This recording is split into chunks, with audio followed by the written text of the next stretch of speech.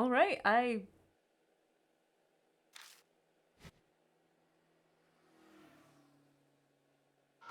guess we go to bed. Go to bed.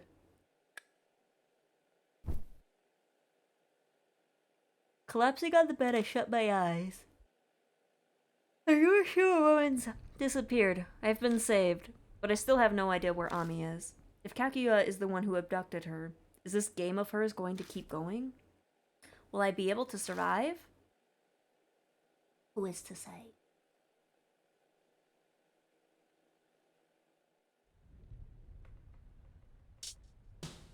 Yes, I do want to save. So are we at chapter 3 now, or...? A night's passed since what went down at Yamato Shrine. I'll admit to being curious about the fallout, so I swung by the shrine during the day, but the area around it was closed off. I bet it's because they found a drowned body. Who could that be? I opened the door. Yo, how's it going? Seiji standing there smiling his usual smile. He barges right in without waiting for me to answer. I planned to stop by earlier, but things got busy, so I was held up. Did you have something you had to do? You're so careless. I had to clean up the mess from last night. Taking care of the mess? I made arrangements so the cops won't suspect us. After all, we made quite the ruckus. Plus that security guard is missing. Oh, that's right. They managed to find the guy safe and sound. He can't seem to answer any questions, though. Even when the cops press him for detail, he's alive? He must have been scared shitless, although it has not. Oh no, the security guard. Not the dead one. Okay, never mind. I was confused. It's the one that Seiji kidnapped. Okay. What about Ban the journalist? He's got pictures, doesn't he? Isn't that bad? He'll keep his mouth shut. We're still in negotiations. Besides, there's nothing in it for him if he talks. Just a thanks and a pat on the back. So in that sense, we can trust him. I don't really like how he's got us by the scruff. Makes me uneasy. That's all I have to report. How about we call it a day? This could have been done over the phone. No reason for you to come all the way here. I thought I'd stop by while I was on my walk. Oh, and Kakuya had... Oh, has Kakuya made contact with you? No, not yet. I see. Looks like the days with you wrapped around the little lady's fingers will continue. Let me know if anything happens. Later. With a wave, Seiji leaves. Once the night ends with nothing happening.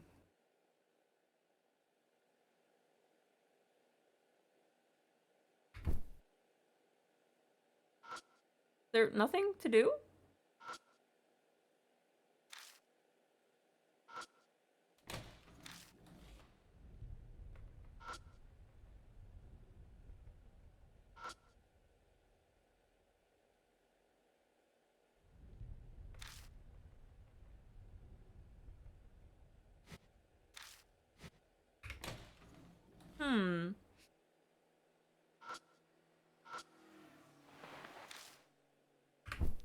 Okay, I guess I go to bed again? He did take a shower, yes. Collapsing on the bed, I shut my eyes. Seiji's been a big help. I'm more grateful than he knows, but should I keep him caught up in this? Feels like I'm taking advantage of his kindness. With those thoughts running through my mind, I go to bed. Can we please end the chapter? I want to go to bed myself. Please.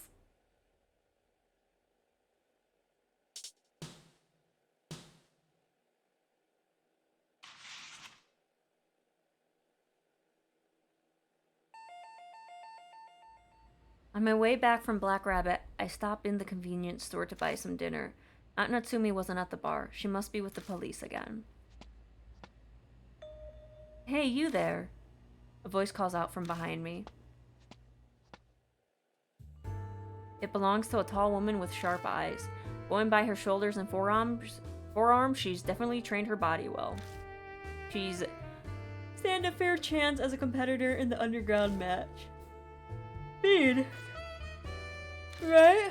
Could you come with me for a second? Here's my credentials. The woman pulls out a black bifold and flips it open. I would rather... Please, ma'am, I want this chapter to end so I can go to bed. It says Police Department Inspector Rina Ui under a picture of her face. Looks like she's a detective. Thank you for your cooperation, Dean. I'd like to hear about what happened to Ami. I already told your co-workers everything. Ask them. Every time I have talked to the cops, I end up belligerent. Probably the bad influence of hanging around a Yakuza-san. Of course I've looked through the records. I must say, the details are rather strange. You say the kidnapper is a girl in traditional dress. Is that true? The officer who questioned me said the same thing. I don't expect you to believe me. Oh, come on, don't say that. We don't have any leads yet, so any information you can give us is going to help. Ami's mother comes to the station every day. We want to give her peace of mind that the investigation is moving forward, you understand? I've already told you guys everything. I'm hungry. Leave me alone. I see. I guess that's it then. Here's my card. Please contact me if you remember anything. Aw, you're cute when you smile. You're a handsome guy. A grumpy face does you a disservice. By the way, you seem to get along with Seiji. I'm sure I don't have to tell you why, but you should avoid hanging around him. Shut it. It doesn't concern you. It's just a friendly warning. You should listen to it. I'm hearing that you've been meeting with him secretly at night. It starts becoming an issue. I'll have to tell the juvie boys about it. If you got the time to watch us, hurry up and find Ami. Or does the police have too much time on their hands? You got me there. I'll take your advice and return to my work, if you'll excuse me. Ui's tall figure moves away. Sounds like the cops have their eye on Seiji too. Being part of a Yakuza family is tough. Well, in his case, I'm pretty sure he brought it upon himself. Oh, please. Please let this be the end of the chapter. Is this... Kakuya, save me! I didn't even hesitate. I bolt outside, following the sound of the flute. Oh, God. The music stops. This is the same place I met Kakuya before. Guess it's her favorite spot. A cold, damp wind blows.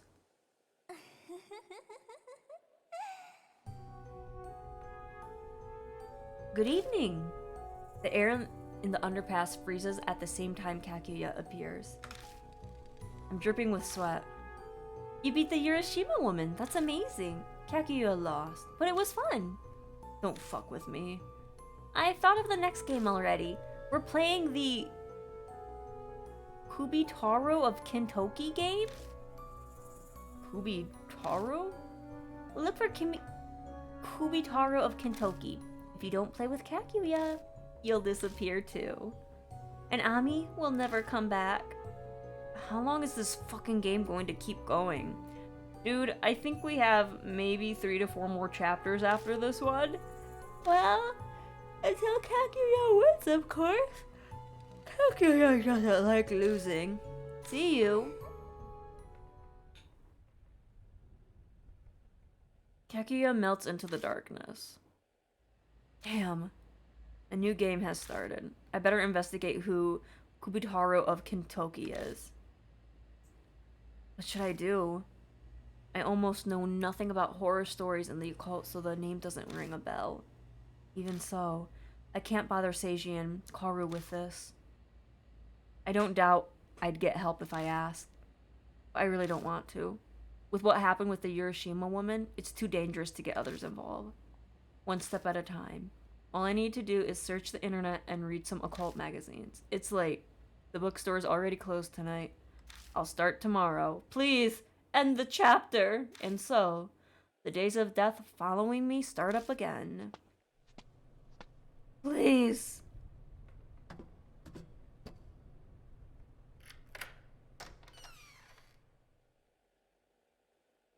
I go home and scarf down a quick dinner. Might be wise to go to bed early, so I'm ready tomorrow. This man has went to bed like 10 times. Please let me go to bed. Get your butt in bed. I'm sure I'm missing things, but man, I'm tired. Collapsing on the bed, I shut my eyes. Kaguya has finally shown herself. Kubitaro of Kintoki. That's the next spirit I'm after. Starting tomorrow, the game is starting over.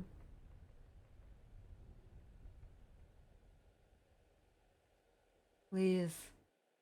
Please.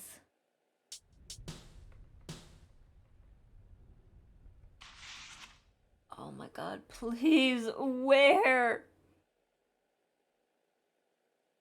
From morning to night, I checked every single bookstore and library in Kisojo. With no luck. Not a single scrap of info on Kubitaro of Kintoki. Shit, I can't find anything. Oh my god, please! Please end the chapter! When it got late, I switched to looking online, but came up just as empty. Can't believe I'm stuck already. I'm a damn idiot. Karu, save me. Good morning. Karu, what are you doing here? This place has been on my walking route lately. I saw the light on, so I got curious. What are you looking up online? Ghost pictures? Or maybe something naughty? Don't make me punch you. Yo, how's it going, buddy? Oh, did I interrupt something? You too, Seiji? Why? What else? I'm here for Mits Natsumi. I thought maybe I could finally see her today. My luck's been horrible recently. As Seiji talks, he glances over at the laptop in front of me. Damn, I still have Kubitaro of Kintoki typed in the search bar. What's this Kubitaro? Oh, I know that. That's the name of a spirit, right? Did you meet with Kaguya? Keeping mum, I see. You forget, I know you very well. You're thinking of being the cool guy who doesn't want to get other people involved or something. Ugh. I bet you're panicking because you can't find any information though, am I right? Ugh. No, Fairbean, you're keeping spirit things from me. I want to know, tell me. I don't think I can avoid it at this point. I give up. I share everything I heard from Kaguya. Kaguya, just take me away. I want to sleep. Kubitaro of Kintoki, huh? That's one I don't know. Wait, back up. You, the mistress of all occult, don't know? Yeah, I've never heard the name before. Damn, it must be really obscure. And you know, I don't know. I'm not even sure I want to for my own sanity. But if you say Kintoki around here, it can only refer to one place. Kintoki is a suburb north of Kisojo Station. It's located on the other side of the railroad crossing where I picked up Karu a few days ago. He might know something. Hey, Murahashi. Yes, sir.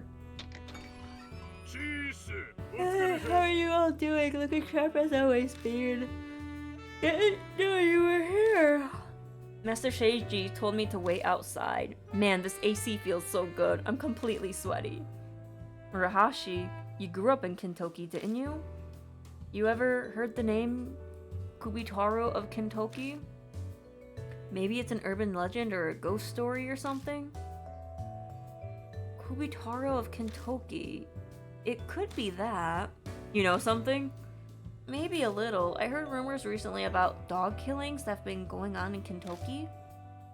Oh, I saw that on the news. Something about a lot of dogs being killed lately. So it's gonna be in Kintoki. The cops are investigating it already. It's bumped up patrols in the city night and day. It's a pain getting anywhere. What's this have to do with Kubitaro? There's a rumor. People are saying the one is Kubitaro Kintoki. I feel like we're already in the new chapter, but we haven't gotten like a chapter 3 thing. The culprit is a spirit? I want to know more, Maru. Huh? Is that supposed to be me? Sorry, I shortened your name. It sounds round, and so are you. So, you don't like it? No, it's cool. I'm cool, since you look like Momo. It's like Momo herself is calling me that. I don't mind. What a bittersweet feeling. What are you getting all excited? Oh, that's so you mean, Seiji? Hurry up and tell us about Kubitaro. Yes, sir. I'll go ahead and start. No, please. End the chapter. Oh my god. This is what I heard from my older sister who lives in Kentucky. Finally. Finally, we can save. I can be free, guys. I can't save it, though. This game lied to me. It says, oh, use escape and you can save. Hang on,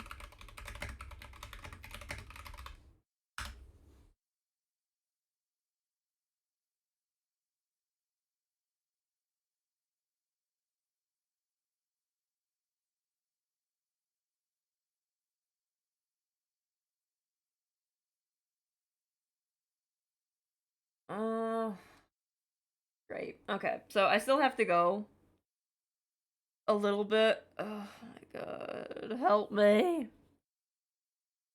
Hey, have you heard what's happening in Kentucky? Oh yeah, the dog killings. I heard this from other people, but one day late at night, the neighborhood association's chairman took his dog for a walk. He usually does them before sunset, but he was so busy that day that they went out at night. He passes a transmission tower on his walk that people call Kentucky Tower. In front of it sits an old mini shrine. The old-fashioned chairman was deeply religious, so he made a manju offering to the shrine, but then his dog suddenly started growling. This had never happened on any of the previous walks. The chairman thought it was strange, especially since everything around him looked normal. But then the dog escalated to barking. Anxious, he urgently tried to shush it. It was late, and the sound would disturb the neighbors. The dog was barking like it lost its mind. The chairman was becoming concerned when suddenly a low voice came from behind. Have a head? Have a head? So no head.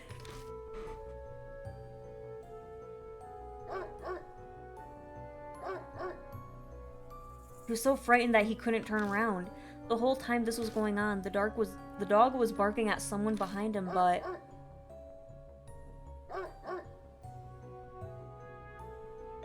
suddenly the barking stopped. Jolted back to his senses, the chairman spun towards his dog,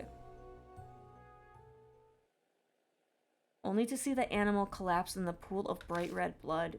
And they say the dog was missing its head. The chairman escaped safe and sound, but rumors say other owners have been killed trying to protect their pets, and their heads were cut off. It's possible that it's the ghost of Kubitaro of Kentucky, a murderer who killed in Kentucky a long time ago.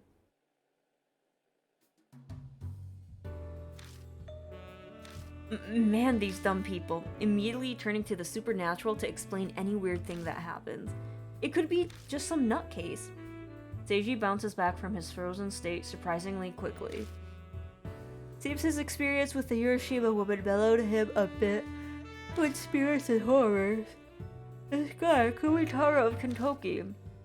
He was a big guy who lived in Kentucky way before I was born. My granny would tell me he was a really cruel man.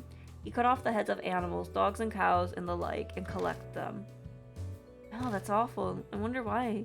Maybe he was performing a black magic ritual? I don't know that much. Hey, Murahashi, the rumor earlier, you said Kubitaro was a murderer, right? Does that mean he was also collecting human heads? Yeah, sounds like it. That's what all my friends and family back in Kentucky say. Well, actually, my granny didn't bring up the part where he was a murderer that much. She'd always just talk about the animal heads. Looks like the rumor has some discrepancies. Rumors are unreliable, after all. It's common for there to be slight differences in the telling. Might be wise to take this one with a grain of salt, Bean. Gotta follow up on it, though. It's just like the Hiroshima woman. Right, there are no other leads. Hey, Maru, you don't have anything on Kubitaro? Well... Oh, that's right, I heard Kubitaro loved manjus. It's the one thing I get about him. I'm a sucker for manjus, too. What you like isn't important. Guess this is all we're getting out of Murahashi. So what are you gonna do, Bean? I'd love to go to bed. Test the rumor, like I did last time with throwing a rock. I'm gonna go check if Kubotaro exists. Test the rumor, huh? Sure, that makes sense. What part of the rumor were you thinking of testing? I wonder. Could it be that walking a dog at night is the condition?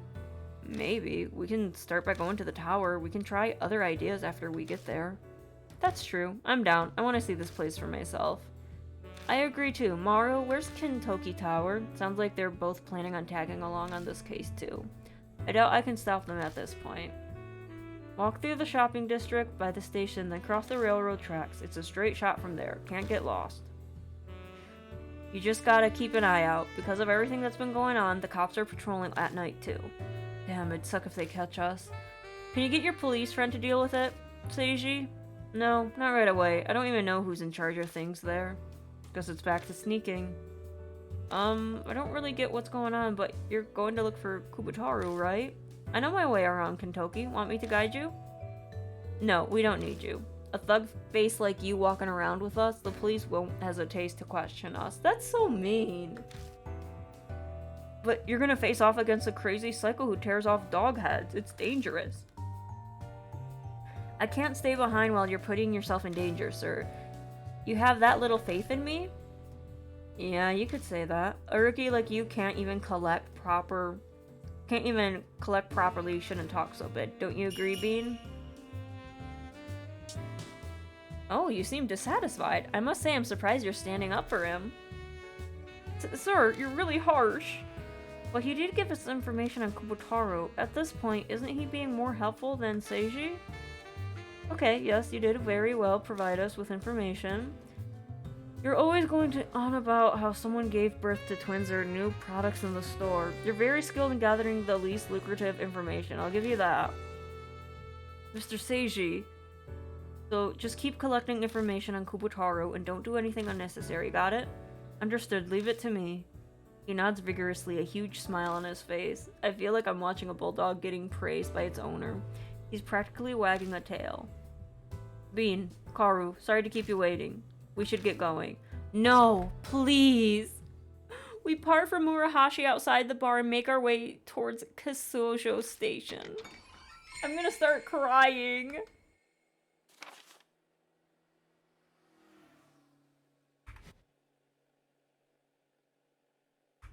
Please let me save. Oh, I want to go to bed. Oh, this is horrible. What the fuck? How dare they? They force you to play through the chapters. Oh, God. Well, we're all in front of the station, but I'm already seeing some pesky flies. He quirks his lips up in a small smile and his eyes flick over the police station. What happened to just saving mid-dialogue? Exactly! Like, when Chapter 2 started, they should have been like, do you want to save? There are 2 officers visible inside. Come on, stop that. Everyone knows police and dogs bite if you make eye contact with them. That station there is actually in charge of canvassing all of Kintoki. If anything happens, they're the first responders. We should keep an eye out on them. He's got a point. A lookout here would be good backup if things go south. Kintoki is through the shopping district and across the railroad crossing from here, right? We stopped near the crossing earlier, though I can't say I know much about Kintoki. Pretty sure the only thing it's famous for is Kintoki Manju. Wait, seriously? Aren't they disgusting? Word is the shopping district committee is really pushing sales. Anything to be famous. I'll buy you some sometime, Bean. That's okay. I just want to go to bed. I don't care who comes with me. Come with me, Karu. Sure, call me if anything happens. No, please. Save me.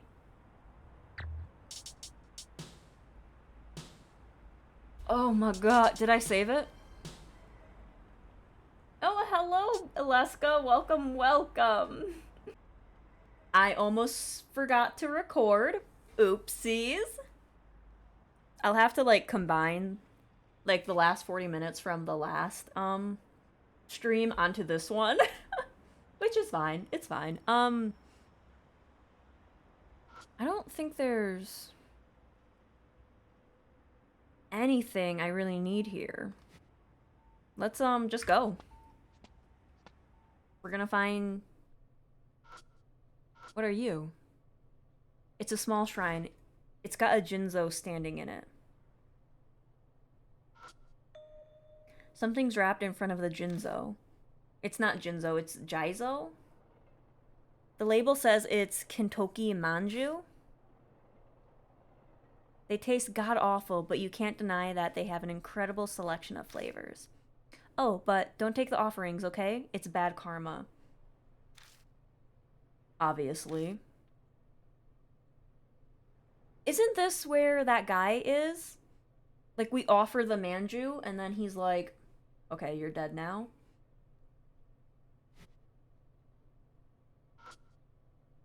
Poster advertising a sale in the shopping district. The words on the poster urge people to come. In celebration of the 16th night, the shopping district's holding our annual Izayoi sale? A big sale, huh? Guess they call the 16th night Aizu blah blah? Okay. What's this? The back of the pillar is covered in lame graffiti. Okay.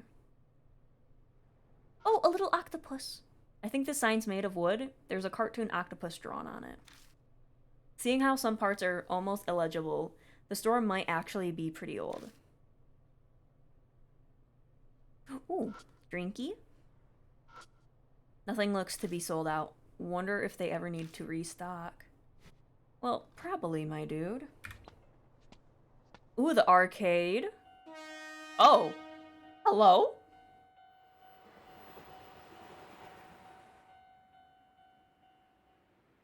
Well, that's still running. The crossing's open, finally. I noticed this last time, but this crossing stays closed a long time. Hurry, it'd suck if it closes on us again before we get across. Okay, but there's flowers right here. I noticed this the last time. Japanese I is always an E sound. The flowers look fresh. Must have been offered by someone recently. Well, before we go, I gotta look around. The crossing gate is scratched, as if something rubbed against it. Is that all? What's that? I can hear the far-off clatter of the train. Whoa!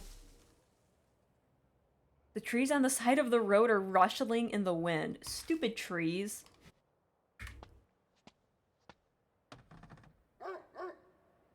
It's a pupper.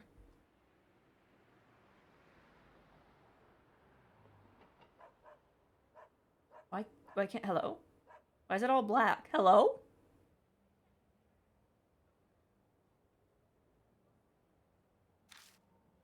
Wait.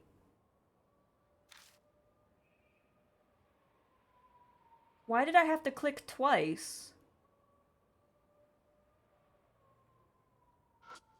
That's... Oh!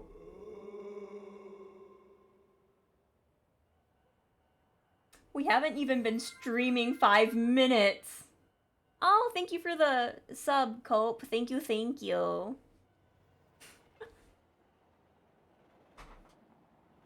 Good lord. Poor Isa is probably awake now. Just me screaming. Oh, let me know if my mic is good. I think it might be a bit too loud. Sorry about that, guys. My bad. I need to keep that up. Hang on. It good? Okay. Stupid ghost. There are yellow and black reflectors wrapped around the telephone pole. A closer look reveals marks that look to be scratches. There's lots of scratches. What the hell's going on? Shared garbage area for apartments? I open the lid and dig around through the trash, but there isn't anything particularly interesting. There's no food? It's eerily quiet. I wonder if it's because of the rumors the past few days. Well, I don't know. It's probably because of this man over here. Just realized I wasn't subbed and I recently got rid of a few bills, so... Oh, well, thank you, Cope. Thank you, thank you. Did you want another creature? What was that noise?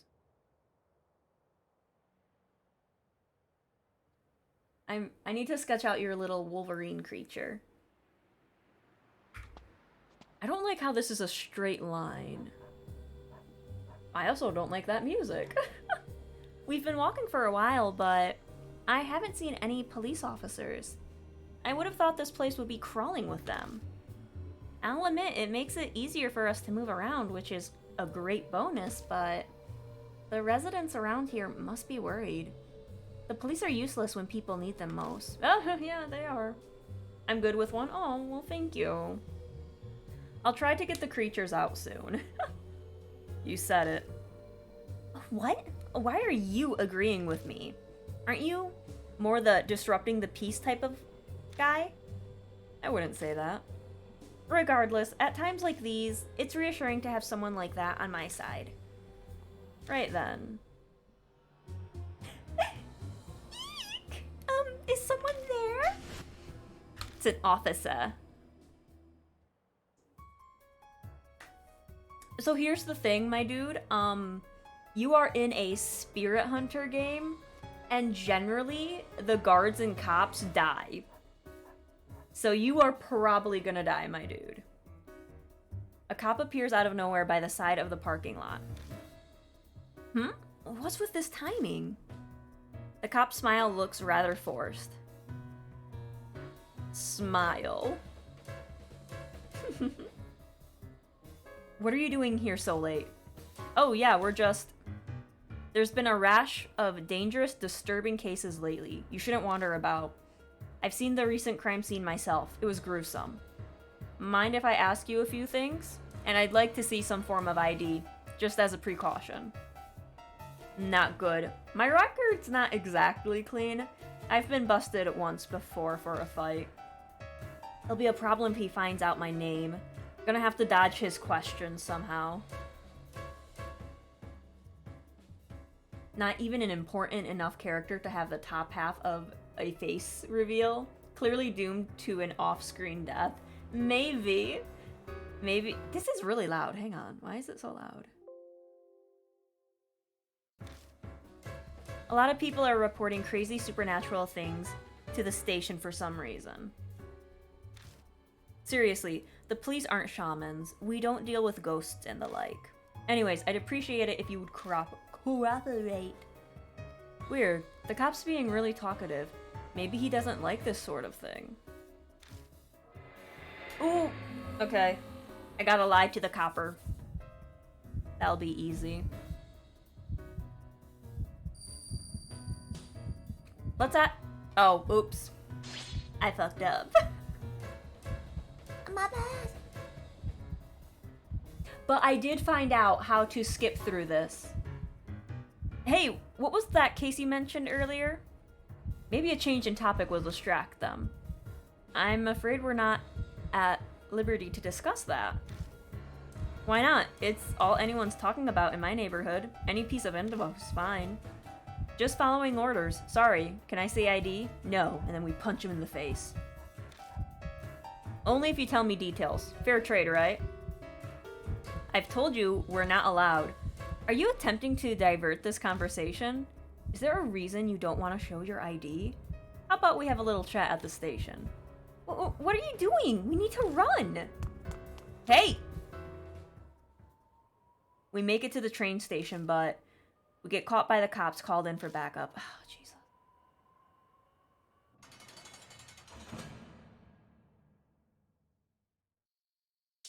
Try again. So I believe it's control. Yep, it is. So we get to now fast forward. I had to look in like the controls. Point in the distance. Good. Yes, good.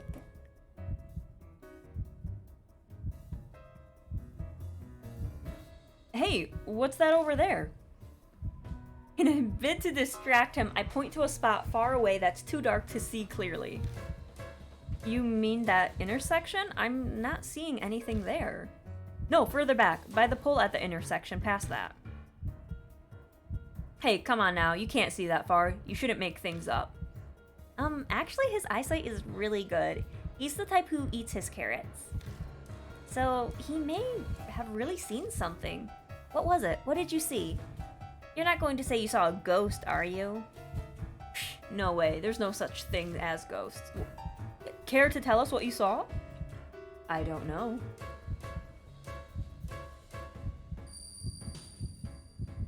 Damn it! I thought I was being smooth!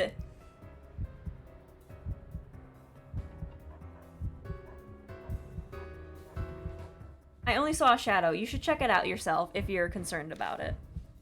The cop sighs heavily. Sorry, that's not gonna fly with me. I deal with people like you quite often. They try to escape questioning by making up lies. Is there a particular reason you feel compelled to not tell the truth? Let's go have a chat. A car will be arriving any minute, so we'll... Oh, okay. And then it's the same stuff. I got caught by the coppers again.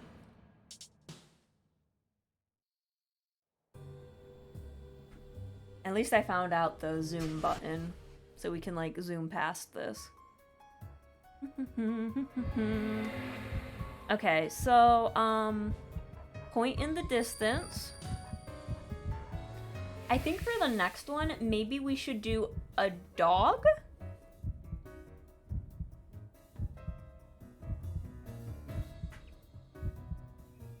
Maybe my eyes are amazing. Let's go with a dog.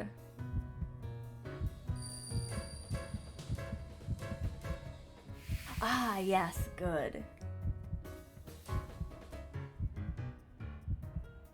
It was a weird dog. Oh, weird dog. Weird how? Can't say for sure as the thing ran off, but... Oh shit, I accidentally hit the wrong button. Didn't have... What? He gulps loudly.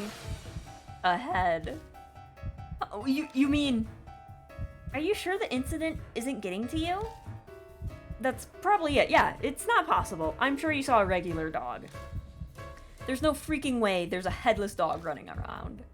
Sounds like he's trying to convince himself. His face has paled. I think so too, but... So it was only a dog. You're just mistaken. There's no other explanation. How about we move to the station? I mean, we can't relax here, can we? There's a chance the weird dog you saw might come out again. He's pretending to be fine, but that trembling voice and pale face are a dead giveaway. Maybe if I put the scare in him some more, he won't stay focused enough to question us. But if I go too far, it might snowball into a big deal. Okay, we gotta scare him, but don't scare him big. Stare behind. Spook him. Bamboozle. Hold up. I fix my gaze over the cop's shoulder. Is there something there? He quickly spins around to look behind him. Well, I thought I saw something again. Oh, you mean over by the house with the red roof? Looks like there's something by the gate. Can't really see it clearly, but, you know, I think you're right. It kind of looks like a dog. I can't quite see the head because it's behind the gate. Enough. All right. You guys are good to go. Hurry on home, okay? Don't take any detours. And then he runs away. With his voice shaking almost as much as he is, the cop leaves us at a fast clip. We just terrorized that man. Poor guy doesn't get paid enough, I bet you. Whew, that was close. Good thing the officer didn't like ghosts. That lie was so paper thin. I'm sure it helped that I played along too. So, what do you think? Enjoy that up-close live action performance by a popular idol? I might have fainted from joy if I was a fan. While we're joking around, I hear footsteps from behind. Well, we're gonna die. Did the cop come back? I cautiously turn and... Jesus Christ. Seems like there's some trouble. It's Maruhashi. He's holding a paper bag that he didn't have earlier. I eye it closely. Probably has a lot of manju in there. Oh, this? Thought you might need some, so I bought some Kintoki manju. Huh? Why are you here? Did you... I'm really sorry. I got curious, so I followed you. Please don't hurt me. Okay, dude, I punched you once. It's okay. Or did I kick him? No, I punched him, right? I don't remember. If he's followed us this far, I doubt he turned back even if we told him to. Guide us then. This is your hometown, right? Oh, thank you, Bean. I, Maruhashi, will not fail to guide you. Speaking of, how far is this Kintoki Tower place from here? You're almost there, actually. You see that transmission tower over there? I squint and look into the dim sky. That's pretty damn far, I think. There's a hazy outline of a giant metal tower. So that's it.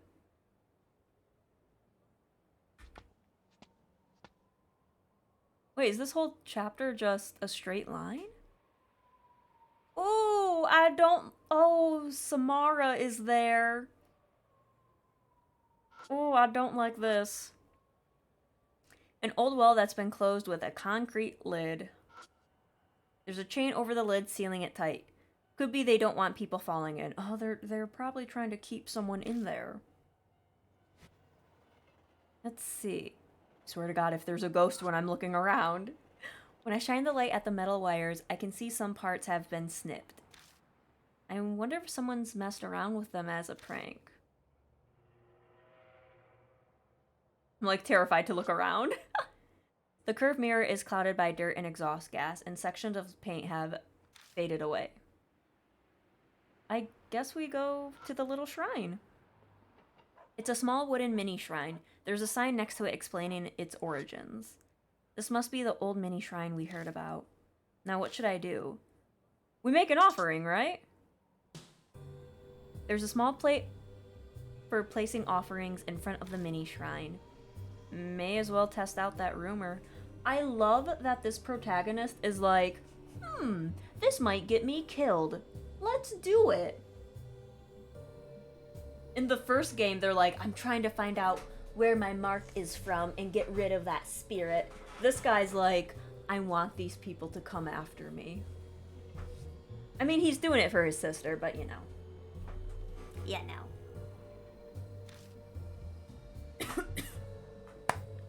Hey, Maruhashi. God, my throat.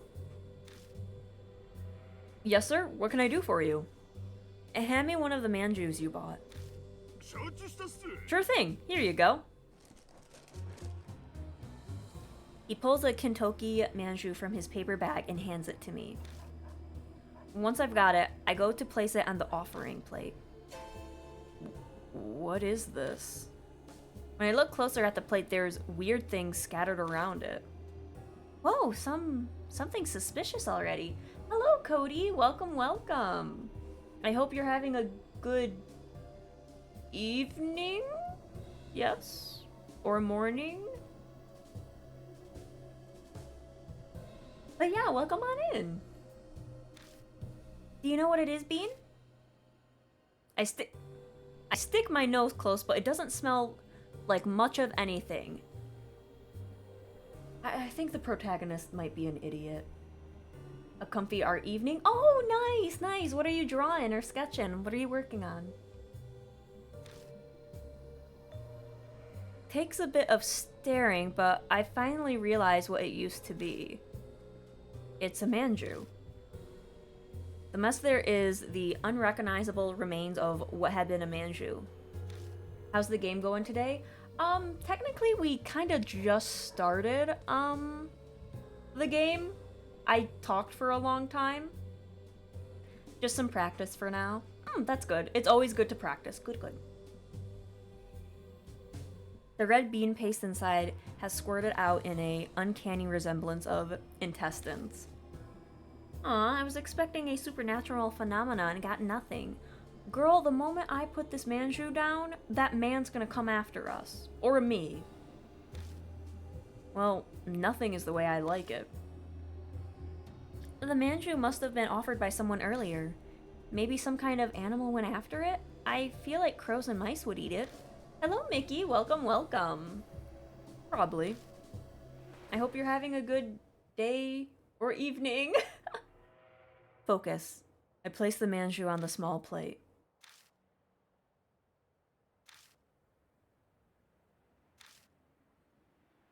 Doesn't look like Kubitaru's coming. We all glance around, but nothing looks different. Well, this is what happened with the Urashima woman. And then she came and absolutely destroyed me. I heard red bean paste, and that makes me hungry. Yeah, we have a little bit of food on us, because we're trying to summon a spirit. Unfortunate. Looks like this experiment was a failure. Girl, it's not a failure. Just give it some time.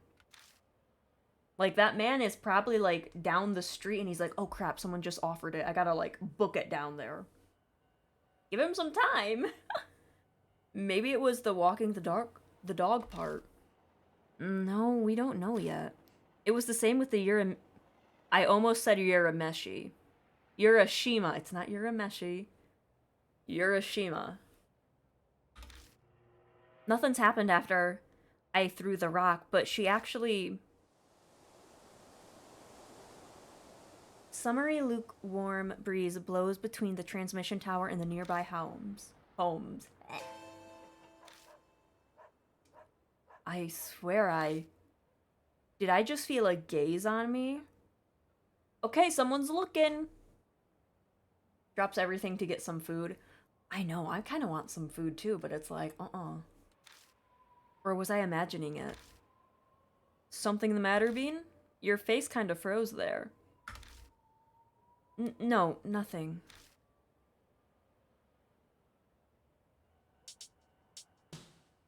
There's a small plate for placing offerings. I thought we did that. Hang on. The small plate holds a Kintoki Manju that was just offered. Oh. Let's pray. Oh, right. We should pay our respects. But... What? You're surprisingly formal about these sorts of things. Never mind. Let's pray to it. We line up next to each other and bow our heads to the mini shrine. Nothing really feels any different, but I fulfilled my duty.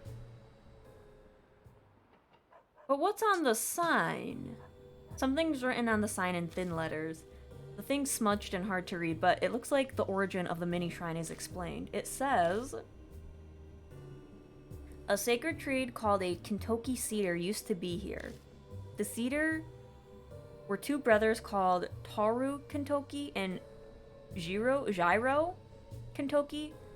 The one here was Taro. Wait. That's part of the guy's name. It's Kubitaro. Oh god, are we coming after a tree spirit? Y'all, I swear to god, if we're coming after a tree spirit, I think it might win. It says both brother cedars are gone now, with only this mini shrine left. So that's why the transmission tower is called Kintoki Tower, to cut down a sacred tree. I wonder if they realized how bad that was, so they left the mini shrine. Everyone's afraid of the wrath of the gods. After all, they say the Kintoki cedars had some crazy-ass powers. Oh, cool, the trees have powers. What kind of crazy-ass powers? Doesn't something like this usually have to be passed down to lore? Like a grand master of defeating a dragon, a spring suddenly appearing, a miracle fixing a man's leg? Well, my granny says, apparently the two sacred trees gave divine protection from the lightning.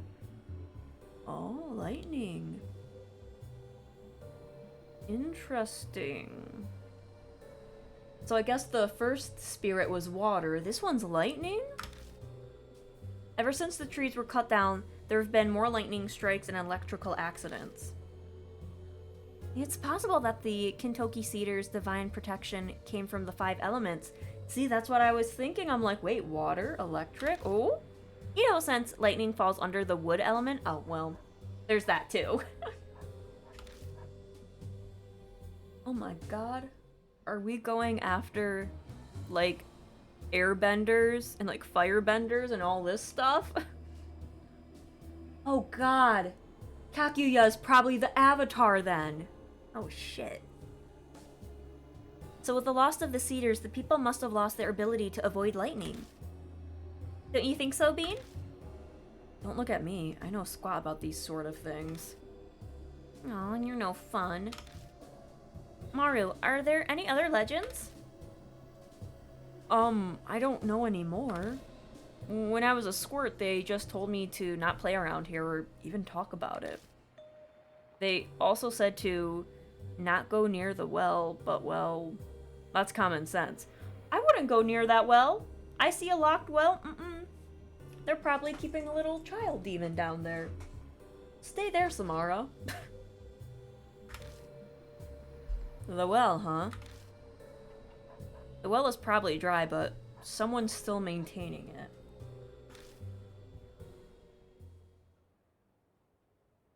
Do I look? Oh. Let's look at the well again.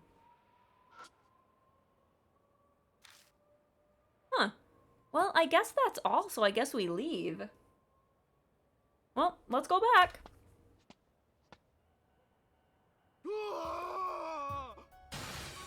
Huh? A man screams from somewhere close by. Did I just hear? Let's go. Instinct has me running before I realize it. I dash around a few corners and bolt through the alley. I told you guys! In these games, cops and guards die. Time for that off-screen cop death? I think it's gonna be an on-screen death. The cop can only let out strangled sounds. What's he staring at? What's swinging without a What's swinging without a breathe?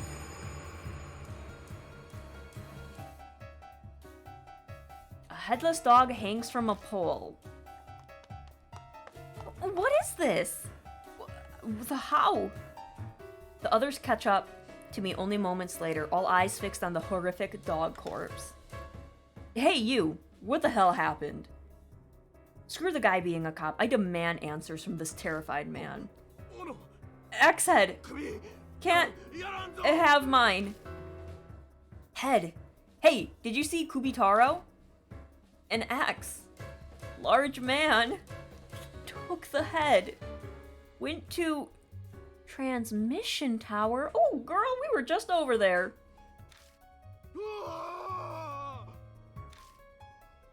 He screams loudly. It's like he's remembering exactly what he witnessed of Kubitaro. No doubt everyone living around here just heard that. Bean, this is bad. They're gonna call the police. We have to run. A quick nod, I take off in a sprint towards the transmission tower. Alright, we're gonna 1v1 this big boy? This child has a lot... Oh, he's not here. Where's Kubitaro? He probably just took the manju and walked away. Quickly glancing around, every corner yields no one who looks remotely correct. Shit. It takes a while, but Kaoru and Murahashi eventually catch up. Finally, caught up to you. Did you find Kubitaro? No sign of him. Yes, I have to say, I'm kind of glad he's not here. Kubitaro is more insane than I've imagined. That dog, the head. It was terrible. That poor dog.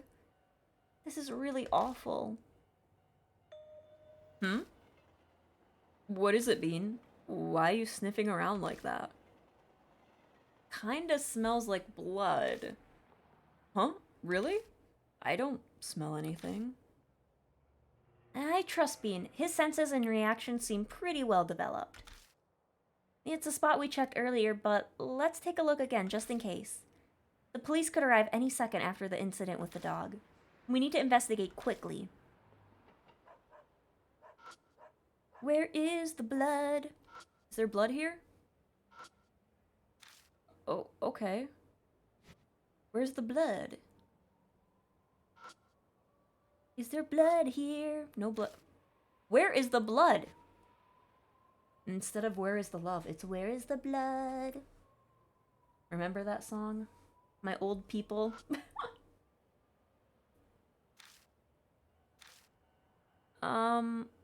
Oh, a light. The light is weak. It's not enough to light up the path at night. Of course not. Where is the blood? Hello? The curved mirror. I swear to God. Did they not? Am I dumb?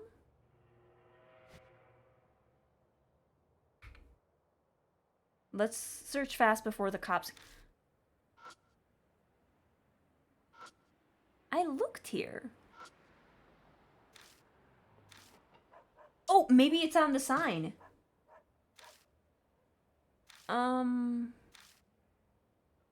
Okay, where is the blood? We check that, we check the well. I'll check it again.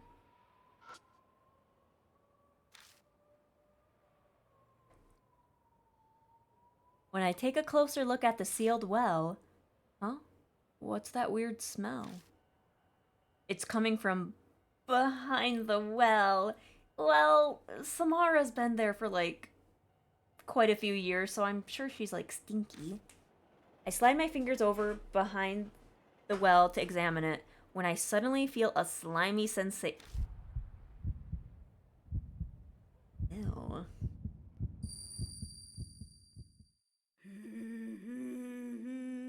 I'm hearing something that sounds like a children's song.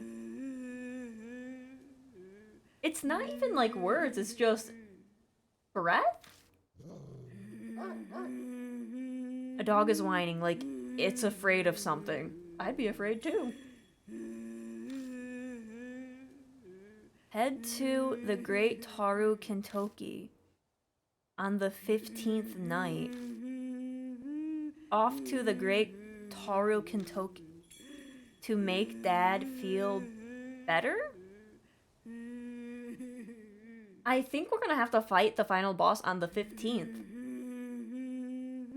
And today's like the 8th.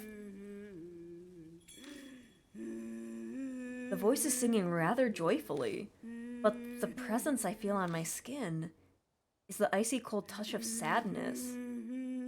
Head to the Great Taru Kentoki on the 15th night. I heave deep breaths over and over, and my heart won't stop pounding. Hey, are you alright?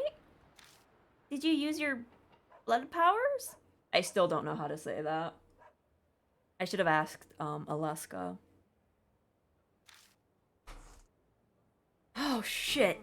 There was blood on the back of the well and I accidentally touched it. Well, thank God you have gloves on. What did you see? No idea, but I heard a song. A song? Head to the Great Taru Kentoki on the 15th night. A children's song. The lyrics went something like that. They say the Kentoki cedars were sacred, so maybe their praying custom turned into a song. Just goes to show how much the locals cherish the sacred trees. Yeah, you're right. But strangely, I don't feel entirely convinced that it's just a children's song. Well, if it's anything like Fatal Frame 3, I'm sure it's something crazy once we get more, lyrics.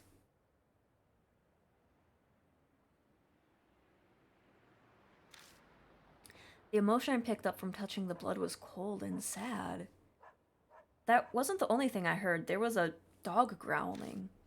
This blood must be from the dog that was killed. That means there's a dog's head inside this well. I really want to check, but I don't think we have time for that right now. I'm sure the police will be here soon because of that incident earlier. If the cops find us, they'll want to question us and it'll become a big mess. Bloodmetry? Or bloodmetry? Yeah, they should just say blood powers or something. Yeah, we can check again tomorrow. Let's make ourselves scarce before the cops come. We head off at a rundown path that takes us back to the residential area.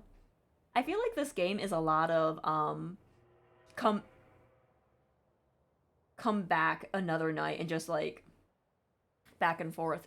It's like trigonometry, but blood. Which one would you prefer? Trigonometry or blood trimetry? I still don't know how to say it.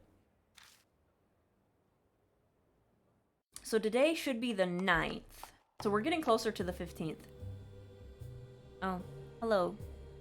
So you're back, Bean. You don't look so good. What happened? I recap everything for him. The disaster that might be caused by Kubitaru, and that odd song I heard through Bloodmetry. Geometry, Bloodmetry. I guess that is how you say it. The longer he listens, the more his face contorts. Jeez, I'm glad I stayed behind. Well, I think we're getting different partners for this chapter. Because, like, in the first Spirit Hunter, you got, like, different partners for, like, every chapter. And, like, when I was looking through, how long this game was and how many more spirits we had, 2 names popped up. One name we've already heard, but there's another name that I have not heard. So I think they're the ones who's gonna come with us this chapter, I think. Finding a ghost and running hither and yon on top of it, so not worth the trouble. Maybe it works for you two, but Sweat and an intellectual type like me don't mix. What, you think I'm the physical labor type? Pardon me. It seems like things are going on down at the station. I glance over at the police station. A bunch of people have been passing through the doors. Hello, Vanara! Welcome, welcome! I hope you're having a good evening or morning. Someone must have heard the scream and called the cops. The town's gotta be crawling with cops. We can't investigate with things like this. Guess we'll have to call it a day.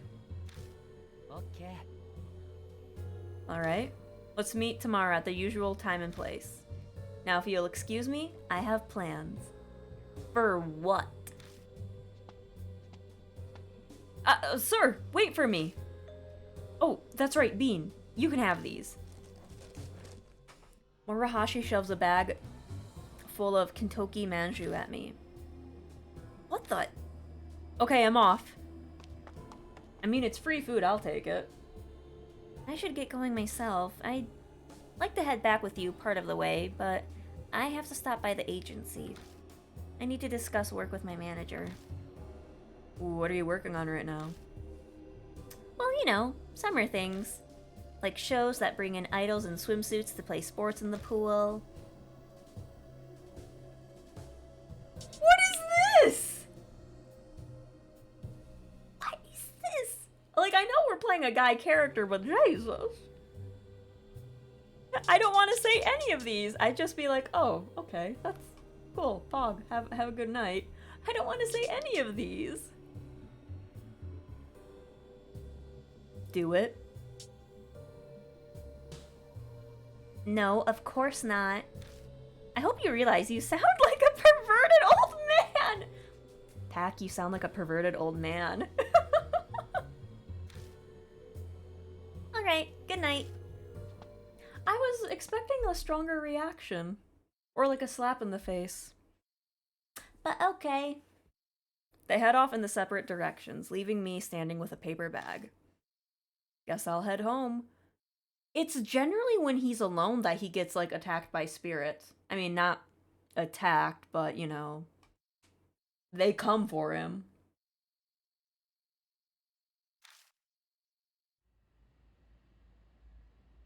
Why am I here? Uh-huh. Uh-huh. Why am I here?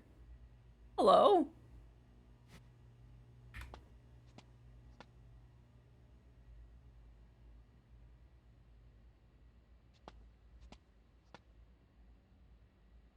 Why am I here? They want me to search around. I know there's like a demon.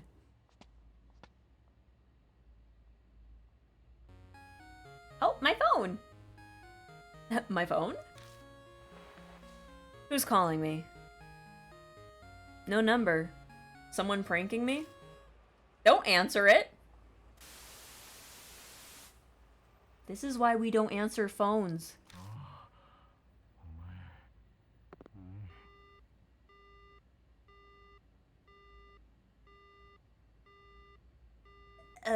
What?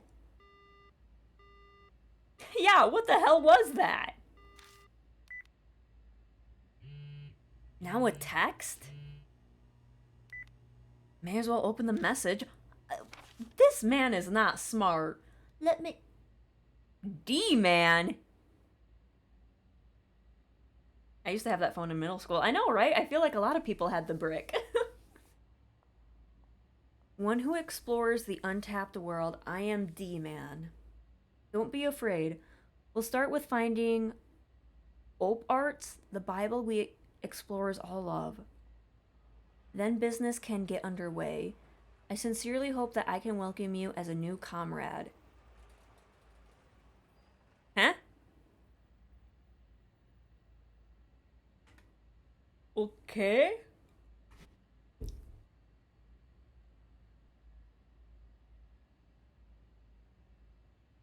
The hell? D-man? This whole thing's too elaborate for a prank.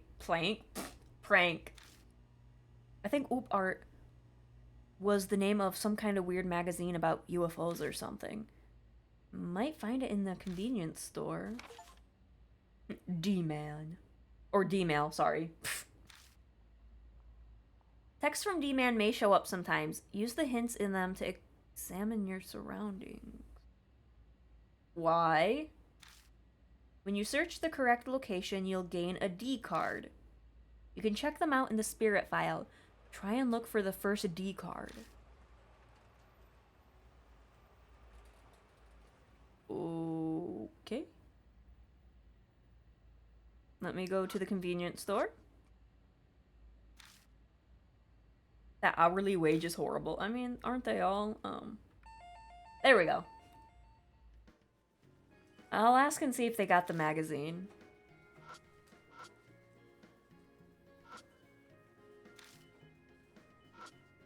Oh, my bee.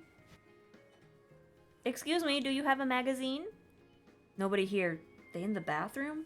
Oh well, I can find it on my own. Was this it? There's only one copy left of the magazine I'm after on the rack.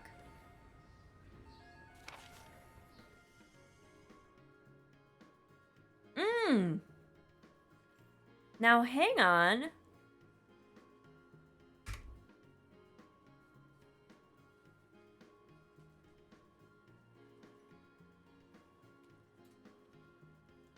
Are these the... Hang on. This is, So, it's not Sashimi. What was his name? It was the big guy in Chapter 2 of the first game. I think this was the bride.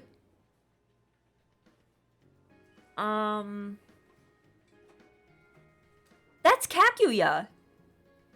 Could that be the Urashima woman? Because if you look, you can kind of see her hands right there, and they look like they're kind of like holding on to something round. So I think that's who they are. Also, the bride's right there. Editor M. It's Mo. When I open it, important notice catches my eye. Thank you for your continued support of this magazine. It's been brought to our attention that customers have found cards inserted in every issue. Please note, our company has not been including any cards either as bonuses or extra. These cards are in no way affiliated with our magazine. We ask for your understanding and cooperation in this matter.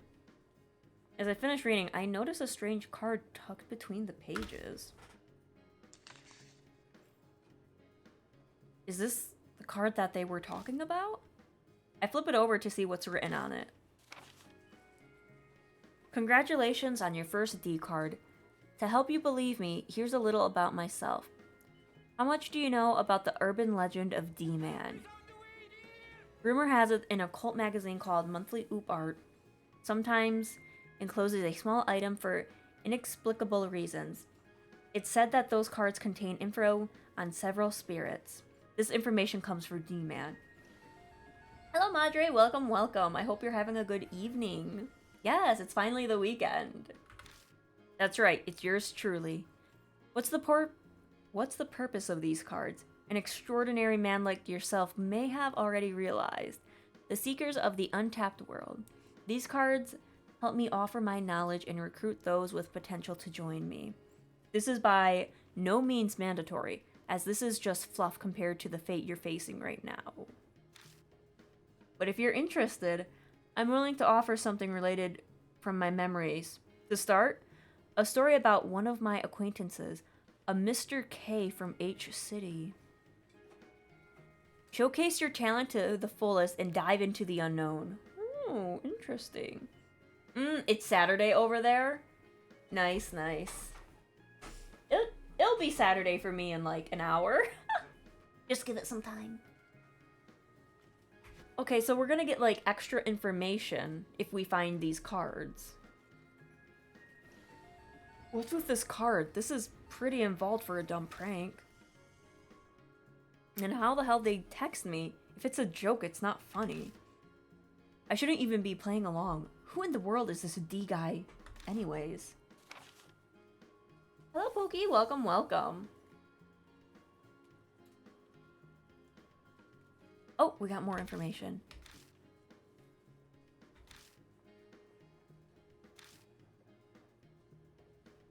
Okay, so I guess we're just gonna look for those D cards whenever D-Man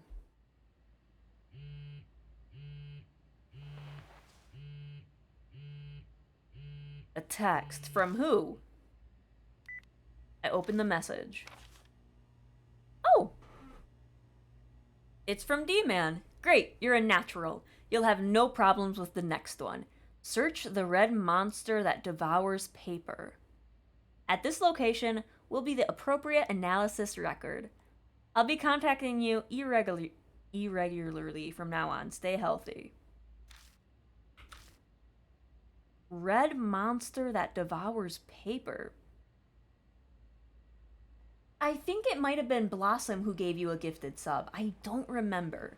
Can I see? Hang on, let me see. Oh, it just says community subs. But I think it was Blossom who gave you a gifted sub, Pokey. Red monster that devours paper.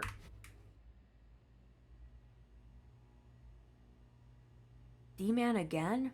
Man, that guy's persistent. Red monster that devours paper.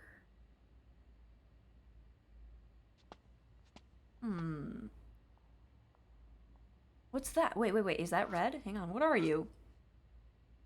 I search inside the mailbox and my fingers bump into something. Oh, I'm smart. I lower my gaze to the writing on the card. The Mark. It is the Markiplier. Wait, where's Mark? Mark? Oh, there he is. Mark. Oh, shit. Moving the wrong stuff. It is the Markiplier. Alright. A case revolving around the rumors of the Mark from a few years ago in Tokyo's H City. It said the Mark is a curse. Those with the dog bite-like bruise face a suspicious death or go missing. By the time I visited H City after the case, the rumor was very much reality. I followed the traces of several supernatural phenomena. The Mark's curse is inflicted after encountering a spirit associated with H City legends. so I visited several haunted places that piqued my interest. I'll spare you the details as another memoir, Death Mark. Recorded them all, but each spot was associated with death and fear. The suicide woods, an abandoned school, etc. I ended up at a big mansion. Who is this? That's where I met Kay, who I now consider a good friend. Our similar backgrounds caused us to hit it off. I heard all about the case and its conclusion from him. Mr. K highly regards my spirit information network, and I promised to research 2 names for him. Liza and Leonard. D-Man.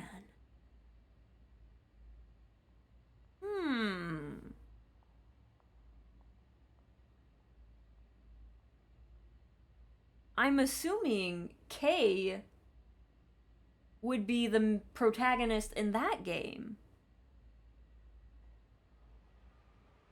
A similar background. Liza and Leonard. See, now I'm just curious.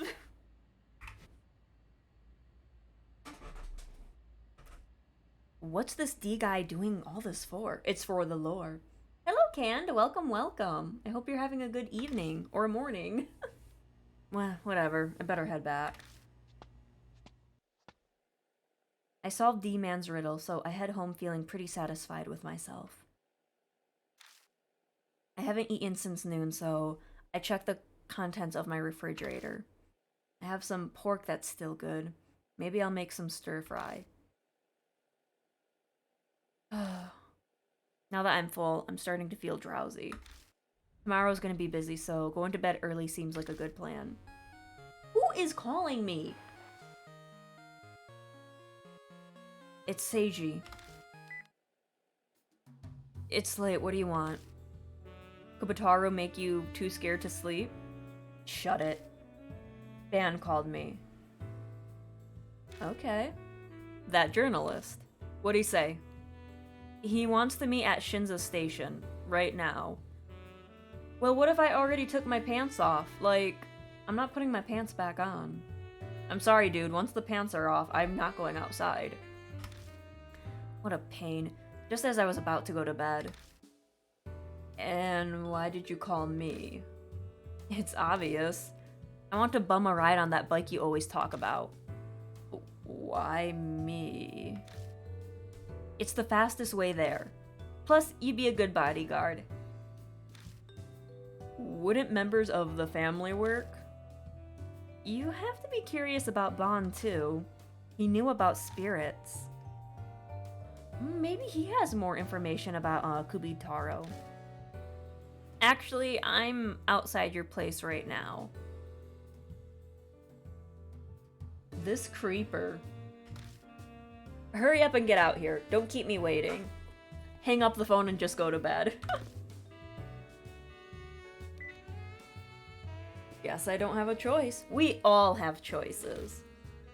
May as well go. No, get to bed. He's too nice. Yo, long time no talk. Let's get going. Here, your payment. Stop giving me drinks. Seiji tosses me a canned drink like usual. Tonkatsu drink? No, that would be like a good food, the tonkatsu. That would be good food, but not the drink. A liquid, liquid, gross. Where do you find these nasty things? All my friends know of my hobby. Some try to curry favor by sending me gifts from other places. My stomach's already full of pork. Well, you don't have to drink it now. Take your time to savor the flavor tomorrow. I want to know what you think of it. You look pleased. And you look horrifying. If I saw this face, I would cry. I'm glad to see you seem to like it. Anyways, let's be on our way. Seiji pops on the spare helmet and smoothly climbs on behind me. Having ridden before, he takes less time than Karu had. Alright, take me to the Shinza station.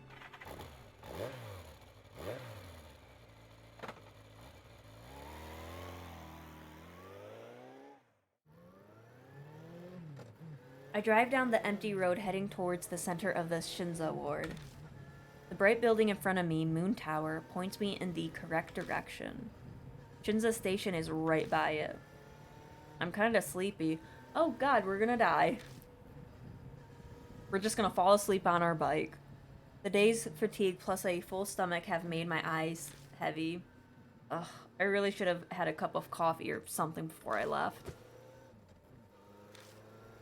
My back is suddenly smacked from behind. Must be trying to keep me awake. We've known each other for so long that Seiji can tell these things. It's been 10 years, huh? I was a mess back in those days, back before Aunt Natsumi took me in. We had no money and everything always felt like it was falling apart. All I had was anger. The only way I knew how to get rid of it was fighting. Did it matter to me who I fought? A cop, upperclassman, a son of the Yakuza? I picked fights with them all. Oh, so I beat Seiji when we were children. Okay. Somehow in the end, that son of the Yakuza, Seiji, decided he liked me. I've always thought I probably just hit him too hard on the head. Been hanging out ever since. Seiji and I are complete opposites. He disguises his true, dark Yakuza self behind a outgoing, friendly mask, while I'm a loner musclehead who hates drawing attention to myself. Even our clothing preferences are opposites. He goes for white, and I only wear black. Why are we talking about this right now? The only thing I can figure that we share is our lack of common sense. I mean, I guess you guys have that. We're both broken in some way. What was with this backstory? The low rumble of the engine echoes through the vacant business district. We're almost to Moon Tower.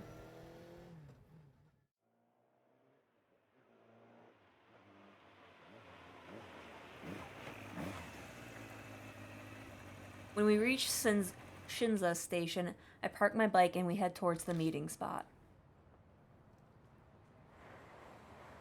The place that Bond picked is a raised passageway nearby. It's packed with pedestrians during the day, but right now it's completely empty. I can see the Moon Tower rising out of the darkness when I peer through the metal fence. I had people looking into Bond, but as a guy who deals with society's underbelly, he's careful. Even I couldn't obtain his address. You almost sound happy about that. He seems to be a guy worth crushing. I wonder what he wants, though. He was surprisingly concerned about what we were doing at Yamato Shrine. Let's hope he tells us about the right things. If it comes down to it, I'll just beat it out of him. Maybe let's not beat people up all the time. Jeez, you're so violent. Runt. Runt? You should study about how adults handle things. Why are you calling me a runt? Don't you agree? Undefeated champion of the UG match, Bean Kennedy. Oh, thank you. So you looked into me too.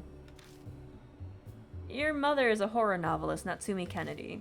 Or I should say foster mother.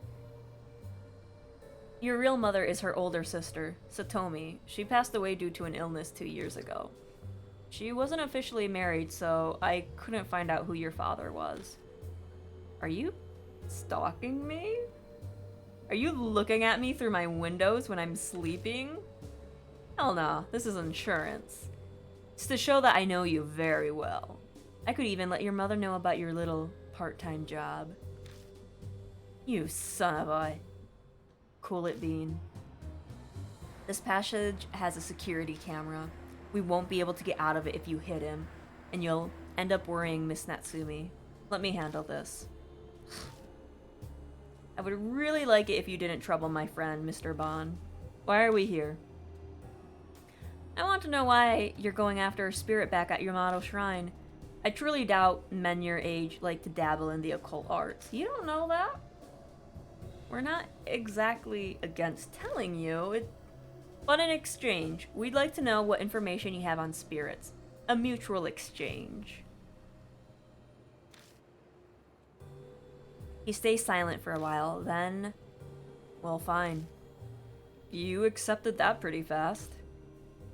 Information on ghosts doesn't put food on the table. You say that, but you seem eager. It's a grown-up matter. Anyways, hurry up and talk before I change my mind. We tell him about what we've experienced so far. Ami disappearing, Kakuya, the curse, Urashima woman, Kubotaro of Kintoki. Our story ends before we mention what we saw earlier tonight. Kakuya, huh? I know something of her. Nothing concrete, mind you. Hey, tell us what you know. Who is she? Hold your horses, Half-Pint. This man is insulting my height. I don't look it, but I'm still a journalist. I need evidence before I share anything. Give me time to investigate. He speaks quietly but firmly. I can tell he's not dodging. Fine, but I don't have time. You gotta hurry. I'll try. But rather than focusing on Kakuya right now, I'd rather say Kubotaro of Kintoki is the bigger problem. Aren't you going to die when the time limit expires? It won't be long until those mouths appear again, whispering death into my ear. The terrifying sensation of skin wriggling and moving on its own. Just thinking about it makes me shudder. I'll search for information on Kubotaro as well. He's rather obscure for a spirit though, so I'm not sure how much I can dig up. Don't expect much. Rather generous of you. I have my reasons. Besides, I'm not running a charity. This thing's gotta go both ways. You need to tell me everything you learn about spirits. And no hiding anything from me. Got it? Yes, that's acceptable. Glad to see you're more understanding than expected, Mr. Bond. Hey, Seiji kid. Spirits and the Prince of Threats are different matters. I have other suspect rumors on you. I won't be generous with those. We can go into that at another time. We look forward to hearing your Kubotaro information. If my friend were to die, by my family name of Amane Ome, I will chase you down. What a scary brat you are, threatening an adult. Well, I'll be going. Don't die. I can't promise that. Bon walks off towards Sinza station. Ooh, that is a mouthful. Didn't expect him to cooperate that easily. Kakuya is interested in you, so you're a valuable source of information to him. He'll be helpful, for the most part. I can't exactly say that makes me happy. Bear with it. It's thanks to his interest that you have access to information and a connection. That's right. Seiji steps aside and takes out his phone. Hey, it's me. Everyone can fall back. Thanks for your hard work. Did he have snipers? Sorry about that. What was that about? Well, if he hadn't come to see Reason, I was planning to invite him to my office. An emergency measure, mind you. It's a little visible. If your guys are here, then why did I have to bring you on my bike? The minor details aren't important. Come on, I need you to take me home. The last train's already left. But your men are here, you can go home with them. I end up giving Seiji a ride again. Once I drop him off in front of the office, I drive straight home.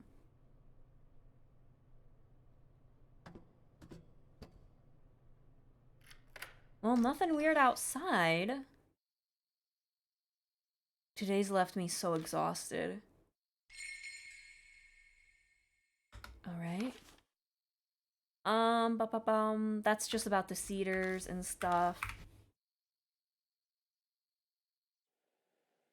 I'm tired. Better freshen up first. Oh my god, is Kubotaro gonna be in the bathroom? Just a quick shower today. After the Urashima woman, I don't think I would be going into any water for a long time. That was refreshing. Now I'm thirsty. I want to drink something. I mean, we have the disgusting pork thing. I open the fridge and look inside. Looks like I have a bottle of tea. That'll do. As I go to close the fridge, I remember what's tucked in my bag. Murahashi gave me some weird manju earlier. I'd like to toss them and forget about them, but I guess I'll keep them in the fridge for now. It's free food, like, why would you throw away the free food? What to do while my hair dries? That scared me. Hello, Ninja. Welcome, welcome. I hope you're having a good evening or morning.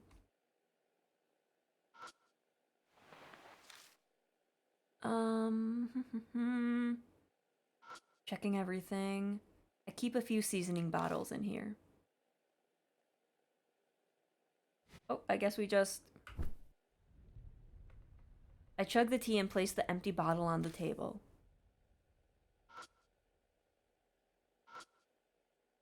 Oh yeah, I was in the middle of a book. There it is. I pick up Secret Indiscriminate Combat Techniques. Oh, I kind of wanted him to have, like, actual, like, a book. Not this. A good relaxing night. Oh, that's good, that's good. I'm glad. I think I'll read this for a while. Where did I leave off? Hello, Wolf. Welcome. I hope you're having a good morning. Blows to the mastoid disrupt semicircular canals to confirm that your opponent's off balance?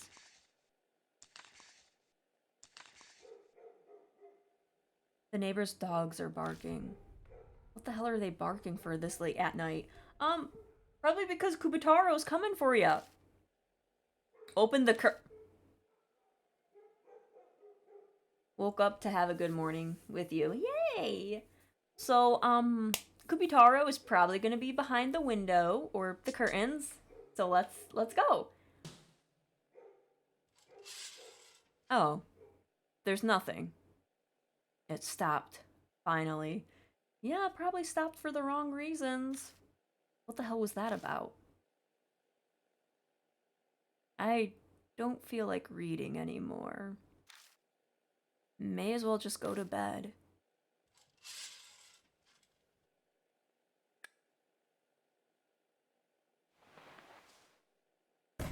Oh!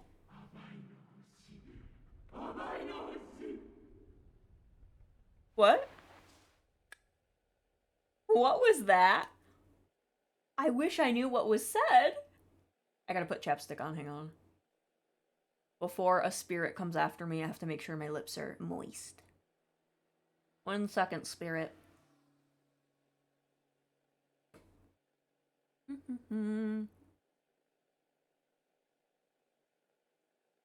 I swear I have to use some watch.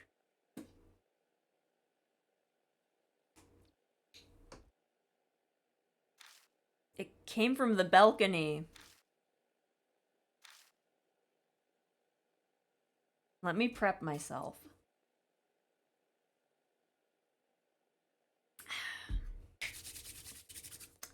Let's go. Oh, don't. Oh, just handprints. That's fine. This is a weird stain. This protagonist, I swear. He has 1 brain cell, and half the time it doesn't work. Could it be like the ones I saw from the Urashima woman?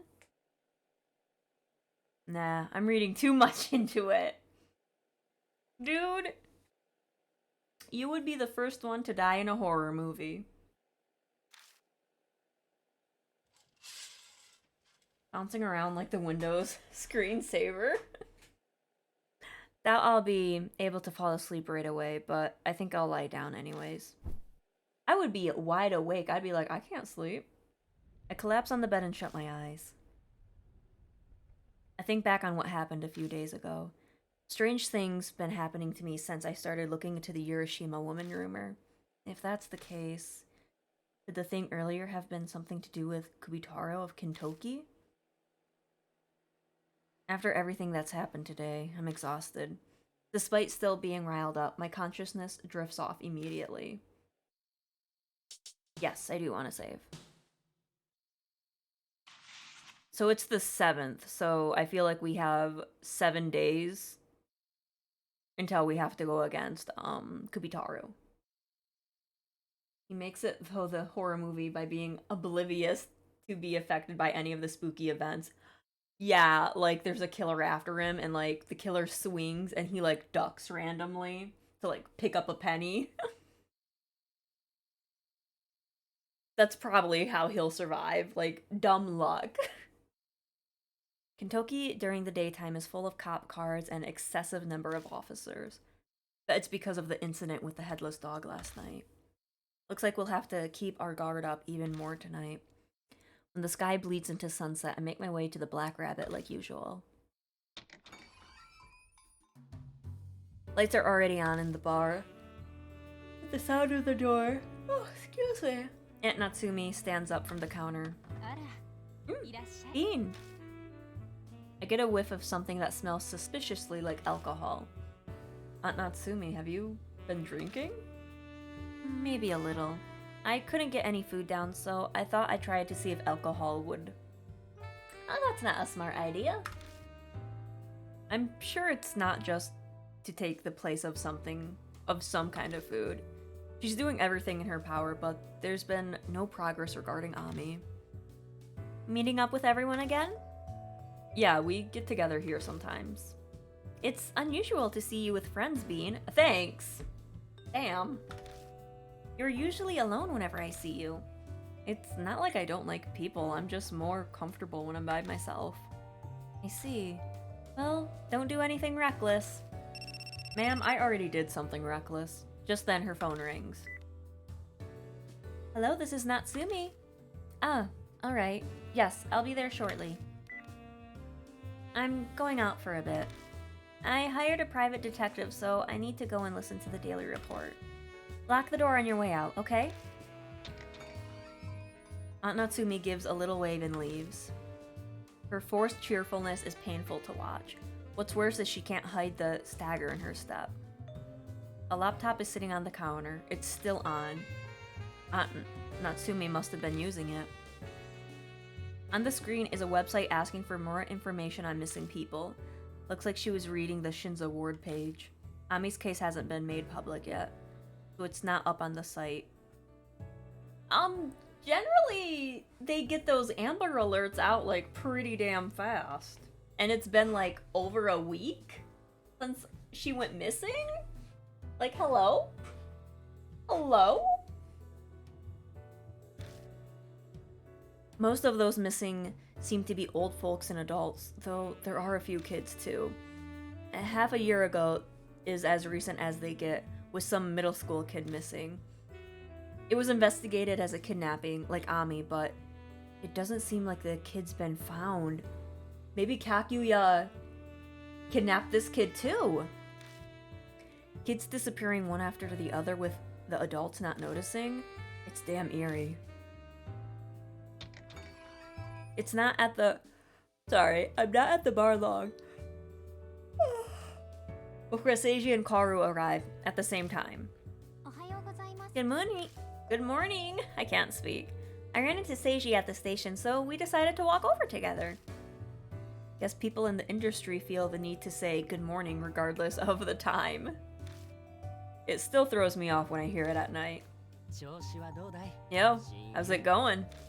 Well, that was a dumb question considering your whole situation. Probably not great. No Maruhashi today? I told him we canceled our meeting today. He was looking like he was gonna follow us again. I'm not too keen on walking around with that sweaty guy in the height of summer. Oh, speaking of Maruhashi, I have a gift for you. That smile. I don't know about this. Is it another weird drink? Oh? Is that what you wanted? Sorry, guess again. Here. More manju? Not this again. You're so fed up, it's great. A present from Maruhashi. He asked me to give it to you. Seems like you're a manju lover comrade. I really don't need these. Aw, he likes you. You just seem to draw people to you, don't you? Want some manju, Kaoru? Thanks, but I'm on a diet. Oh, I see the laptop is out. Perfect, I wanted to do something. Ban contacted me earlier. He gave me a URL. Said the incidents described on it are affiliated with Kubutaro of Kintoki. Isn't Ban that journalist guy who we were pretty sure was a jerk? Why is he helping us? Well, yesterday. I told Kaoru about last night. Boo, that's not fair. Seishi's got to go on a ride with Bean. That's what you're upset about? Middle-aged men don't interest me. No, if they were missing limbs or transparent, then I'd bend my no flirting rule. Girl! Please! Though, no head is grounds for an immediate no. So no head? Cut it out. I've had enough of missing heads with Kubutaro. Dude, we just started the chapter. You're gonna be hearing about this a lot, Seiji. Seiji turns on the laptop and types in the URL he was given. On a little piece of paper, and it's like 20 letters long. Hey, Bean. URLs are kind of like magical incantations. You type in random letters and numbers, and a website is displayed out of nowhere. Kinda. Oh, you get what I'm saying? That would make you the first person to understand. I'm a bit touched. Hey, stop babbling about dumb things and take a look. In big red letters on a black background is a straight to the point heading. Okay. The truth of Kintoki's legend of Kubutaro. Ban says that apparently this webpage doesn't show with a normal search. Oh, it's something called a hidden page. I guess that adds to the fun of a horror site. It gives it a sort of secret feel, adds to the realism. And this is where my job ends. I'll leave the reading to you guys. You know my stance on horror stories and the like. Summarize it for me later. A guy really doesn't like ghosts. Rolling my eyes, I begin to read. I'm gonna hang on, I need to get my blanket. I'm freezing. Kubutaro was a large man who lived back when Kintoki was called Kintoki Village. A vicious murderer, he killed numerous people and animals, chopping off their heads. Yeah, that's not new.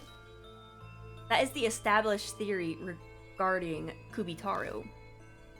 However, that is not true. This writer believes Kubutaro was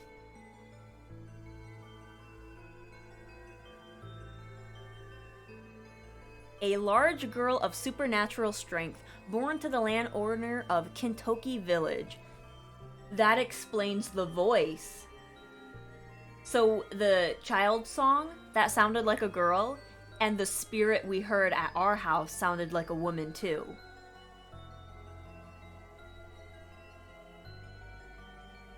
Interesting. She was dull-witted but violent, and it appears true that she chopped animals' heads off for fun. But she didn't attack people. The residents consider her a bother, but couldn't complain due to her station. Behind her back, they called her Kubutaro for her large stature and violent nature. There's a reason why the truth warped into the rumor of a large man who's a vicious murderer.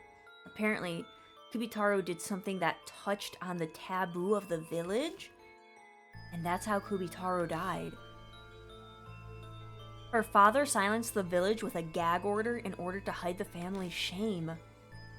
Time passed, the truth stayed hidden, and from the scraps of info, a vicious murderer was born.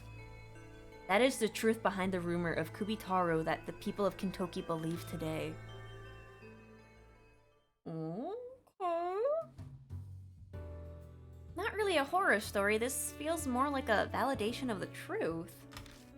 These things are nice too, like A good mystery. No ghosts of cursors from the dead. I stayed on guard for nothing. So you read it anyways. Well, I was bored.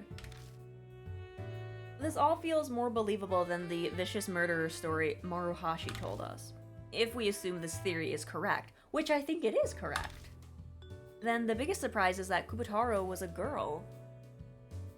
I mean, it doesn't surprise me, like the vocal stuff got me confused, but now it just makes sense.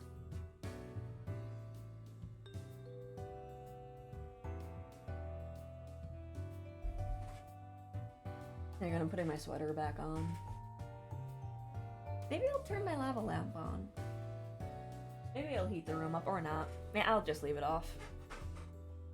I forgot to shut it off when I went to the mechanics, and oof, that was not smart. Not exactly what you expect from a girl. What do you mean by that?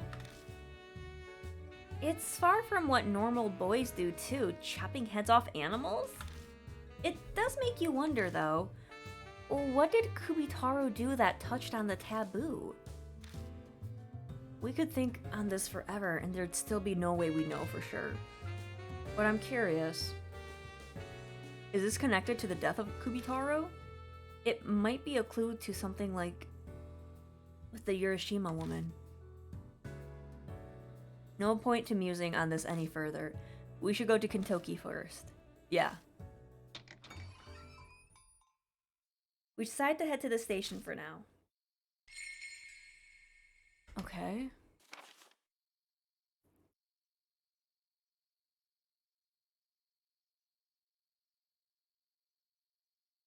What if they put her body in the well? And they locked it up and they put like the talismans around it so she doesn't like haunt them or something. Because that's where the dog's head is.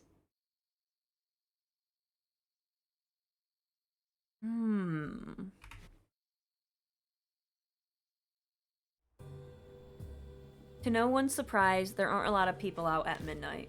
But a glance at the police station tells a different story from last night. They certainly look busy. Yeah, it makes sense after what happened. I swung by Kintoki around noon and there were cop cars everywhere. I'd assume so. If security is gonna be tight, then we can't be half-hearted in our investigation. We need an objective. About that, since we couldn't do it yesterday, how about opening the well at Kintoki Tower? Kubotaro might be hiding something in there. Yeah, I'd like to see what's in the well. Plus, Kintoki Tower is where the Kintoki cedars used to grow. With the past that Kubotaro has with them, doesn't the coincidence seem suspicious? Okay, so we're heading to Kintoki Tower again. Security's heavier than yesterday, so let's turn back if it looks like cops want to question us. I agree. After all, I brought a troublesome little thing with me. What are you talking about? Seiji turns around and lifts his shirt a bit to show what he has tucked in his waistband. The guy seems to have an automatic pistol. It's a spirit. It's not gonna get hit with a gun. This is like the guy in the first game. I don't remember his name. I just remember him as Gojo and Suguros? I can't pronounce his name, but it's their love child. That's the guy. And he saved us in the DLC. But I forgot his name. What is that man's name? Mashida, that's his name. Resident Evil seems to have other opinions on the value of guns. I forgot, I had to like think and then I remembered. Mashida. A gun? Isn't that going too far? I'll have you know that this is an intricately modified gun. Oh, okay. If I don't unlock the secret mechanism, it won't shoot. You can't even pull the trigger. Regardless, it's probably a good idea to have some kind of weapon for protection, right? If we get stopped by cops, they're gonna frisk you, they're gonna find the gun, and our ass is going to be sitting in jail for the night. Do you actually believe something like that would work? They aren't from this world. Seiji's never been face to face with the Hiroshima woman. I get why he'd want the safety of a weapon, but... well, we'll be in deep shit if we're caught and they confiscate it. Oh, see? Well, then we better not get caught. Sorry, but I don't see it and have no knowledge of what you have tucked in your pants. That's fine. I'll just say I secretly brought it. We better get going. We still have a ways to go before we reach Kentucky Tower. Well, I'm gonna take Karu with me. I'm not gonna take the gun-blazing idiot with me. I don't need him to shoot Kubitaru. We're trying to purify the spirits. You stay here, Seiji. Sure. Call me if anything happens. Oh, that's right. We might find new things at places we've already investigated. So let's keep an eye out as we go. Yep, just stand near the police station with a gun in your pants.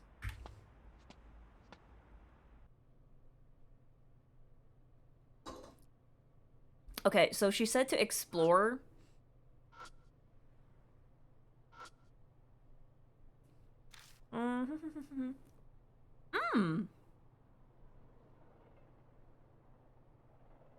In celebration of the 16th night, which is the day after that song Kubitaru was singing.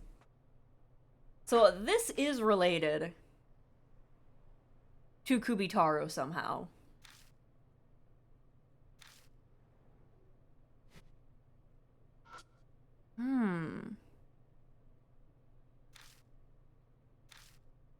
Yeah, and it says pretty old, so interesting.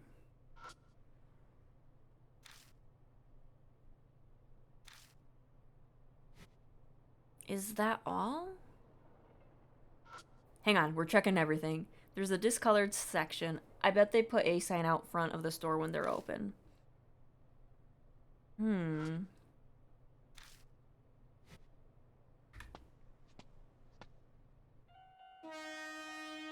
Oh, flashbang.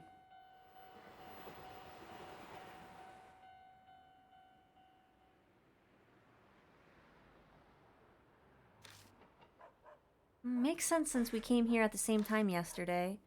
Right. Well, let's check this stuff again. Just to, like... oh, I didn't mean that.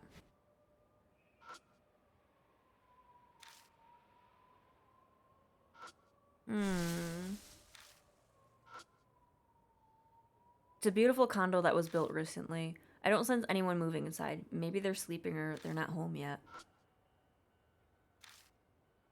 Well, I guess that's all. Well, there goes my phone. Answer your phone. A text. I opened the message. It's D-Man. How are you? Remember me? It's D-Man. I've prepared your next riddle. Decipher it to receive your analysis record. Search the monster that holds up the sky. A monster that holds up the sky? Who's texting you at this time? It's just something dumb. A monster that holds up the sky. Would it be a pole?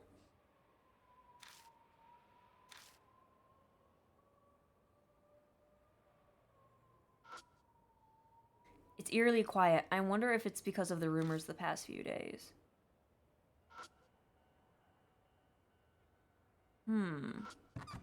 I don't think a trash can. Oh, that's... oh, wait. Is this... hang on, is this it? Oh, that's the suspicious charm included in the latest monthly Oop Arts. It's a charm with a ton of divine power. A wise monk at the northern end of Honshu wrote it. Oh, no, maybe it's a talisman. What kind of power? Apparently, it expels any spirit. Oh, it's a talisman! That's very specific for a divine power. Definitely suspicious, just like its name. Well, may as well hold on to it. Maybe it'll be useful for something. Okay. Hold up the sky. Would it be the tower? Ooh, there's a copper. The second I spot the cop car, I dart behind the building. Oh, that's really right there, isn't it? Think he'll move out of the way? Probably shouldn't turn on the flashlight now. Biding our time in hopes of an opportunity. 41 North to headquarters. 41 North to headquarters. Over. I can faintly hear a voice inside the vehicle. Sounds like they're using a transceiver. Yep, he's in there all right. Too bad Kubitaro won't just beat him up. What do we do now? Confirmation from the witness. They said the large dog's corpse was collected by the shelter. Yes, the witness stated the body was found near the trash cans in the 3rd district of Kentucky. The area was splattered with blood, so apparently it was cleaned with rags, which was why the traces were found during patrol. 41 North, end of report. The talking cuts off. That looks like another dog fell victim. 3rd district. Didn't we just come from there? Though the route we traveled showed no signs of anything going down. He said something about someone cleaning it up. Should we go back and check? Interesting riddle. Yeah, the riddles are interesting. Yeah, it looks like we won't be able to go through here anyways. Besides, if there's another dead dog, that means Kubitaro might be wandering around town. There's a chance we can find him while we're searching for Kentucky. There might be new things to discover, so let's check places we've already searched yesterday.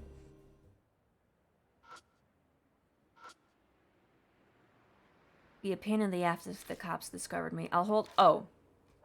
We literally just have to turn around. Okay.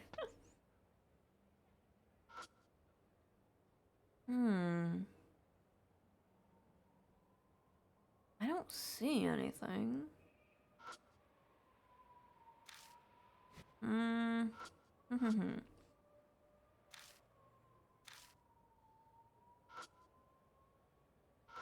Oh. Buried under the stench of rotting trash, I catch a hint of what smells like rusted metal. Oh, hey. The officer said the 3rd district trash can was dirty, so it was cleaned with rags. Then this smell... Oh, it's blood. I light up the inside of the trash can again. Then, found him. Found what? The rags. Remember the cop's report? A dog corpse was here, and someone cleaned the mess with the rags. In the corner of the can is a pile of rags.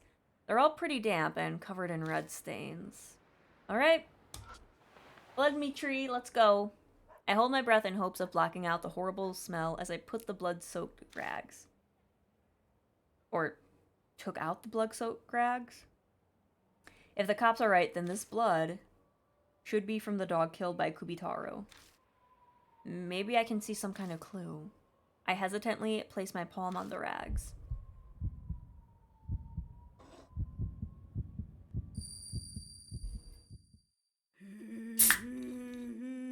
Again. I can hear a song, no idea where it's coming from. The dog's growling again. This is what the dog saw in the end, before it was killed. Head to the great Jiro Kentucky. This is a different part of the song. Come to the Izayoi. Offer to the great Jiro Kentucky to make mom feel better. And then the other brother was to make dad feel better. The song sounds a lot like the one from before, but the emotion behind the voice singing is different. Rather than laughing, it feels more like crying. Head to the great Jiro Kentucky. Come to the Izayo. Whew. I braced myself before I touched it, which helped. My heart's not racing like a freight train. How'd it go? I heard a song again. Head to the great Gyro Kintoki. Come to the Izoya. Offer to the great Gyro Kintoki to make mom feel better. I see. They say the Kintoki cedars were sacred trees. Maybe they could cure injuries and illnesses. That could be why the locals make offerings to the mini shrine even now. Could be.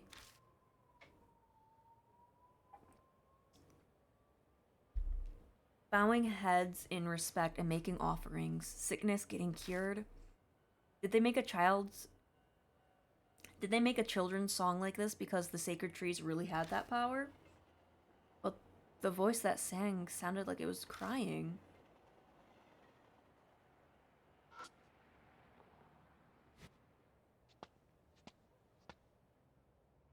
Ah, they're still there? Like always, there's a cop car parked on the path that leads to Kintoki Tower. It'd be impossible to pass undetected. Better investigate somewhere. Oh.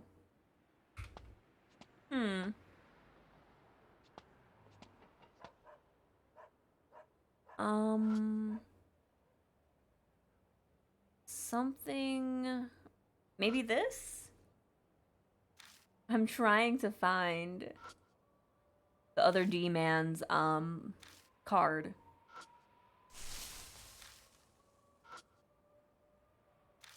Maybe I need to bring Seiji with me. Because I'm kind of stuck here.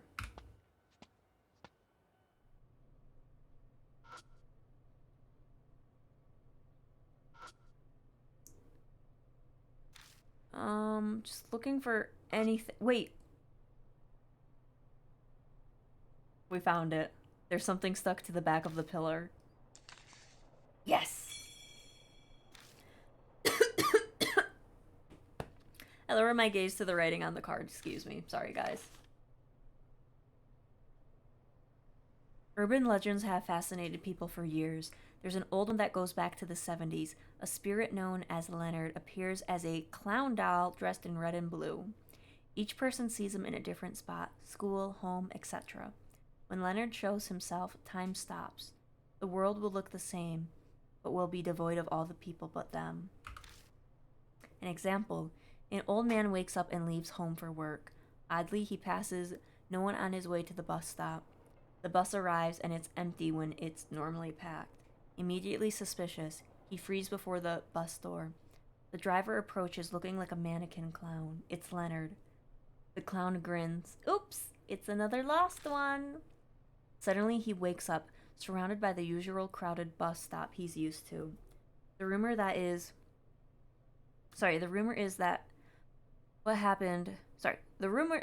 that's what happens when one accidentally slips through time and space into a parallel world. But the identity of the clown or the truth behind the phenomena is unknown. Make note of this case I got from Mr. K. Oh. Interesting. What are you doing? Let's go. Yeah, I'm coming. I think we go back to this because it has the Izayoi, which is something we just recently learned. No. Oh, trash can. Hang on. I lift the lid and look inside. There's only cardboard in there. I cannot speak. Digging into the mess to see if there's anything else. Look at that. Something that's not cardboard is buried in here. Utility knife and packing tape. Okay. Did they forget these when they were tossing this out? They look pretty used, so maybe they threw them out? Ugh, excuse me. I'm like bubbly tonight. No harm in holding on to these. Cardboard, yeah. It's almost 12 my time. I can't speak. So we have that. Thank you, Mrs. Doubtfire. I will stretch.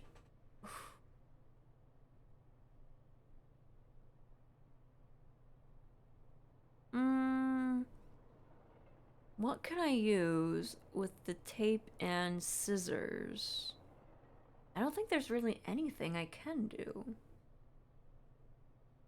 Well, let's go forward. Maybe the cop will be gone now. Ah! When we come back in front of Kentucky Tower, don't know what happened, but it looks like the cop car is gone. I wonder if he was just parked there because someone called the cops. Maybe. In any case, this is good for us. We don't have to come back again. Yeah, you're right. So that means we can explore. You're not gonna say you're gonna take that with you, are you? Relax, I'm checking it out. But an address is written on the telephone pole. Kentucky, 4th District, number 12. Guess that's the address of this street. Garbage? I open the lid and take a look inside. At the bottom is a plastic bag filled with empty glass bottles. Nothing looks useful in here. I guess we go to Kentucky Tower.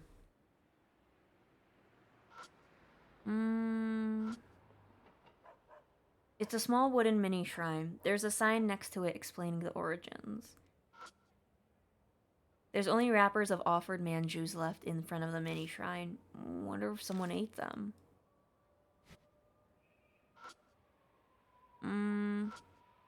Tracing the thick chain sealing the well to its end, it's fixed in place with a dial combination.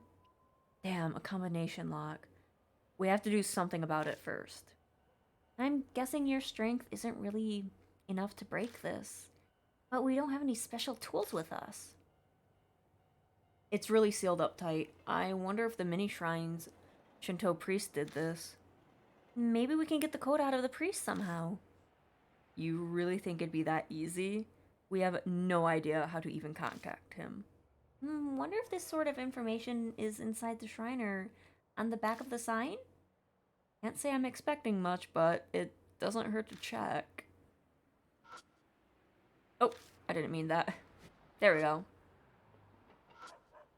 The two of us split up, begin searching the sign in the mini shrine. Well, looks like we can cross off anything being on the back of the sign. Oh, there's, something behind the shrine's shintai. Behind the shintai?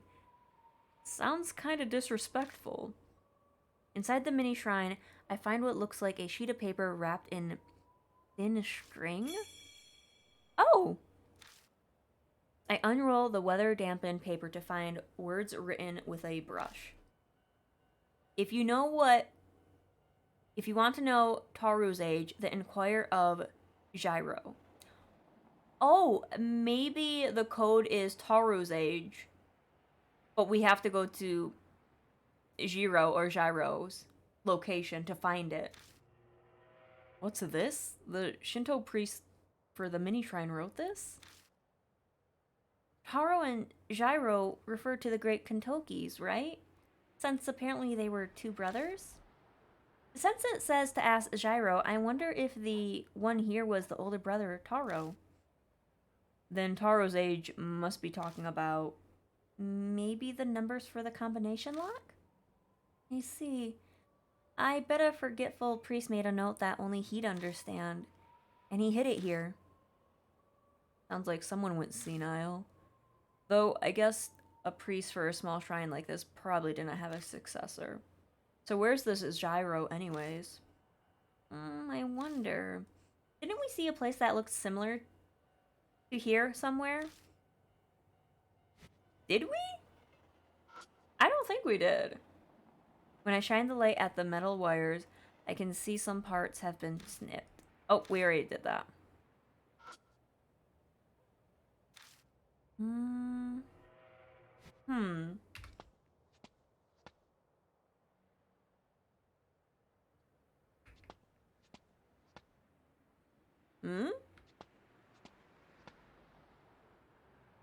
Uh.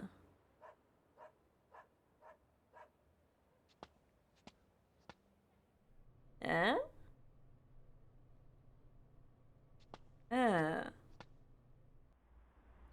Maybe you will have some information. Hey, how'd it go? No. I just wanted to see. Wait, you're not gonna do anything? Too bad we can't showcase our great teamwork. Hmm. I'm missing something. Something very important. Wait.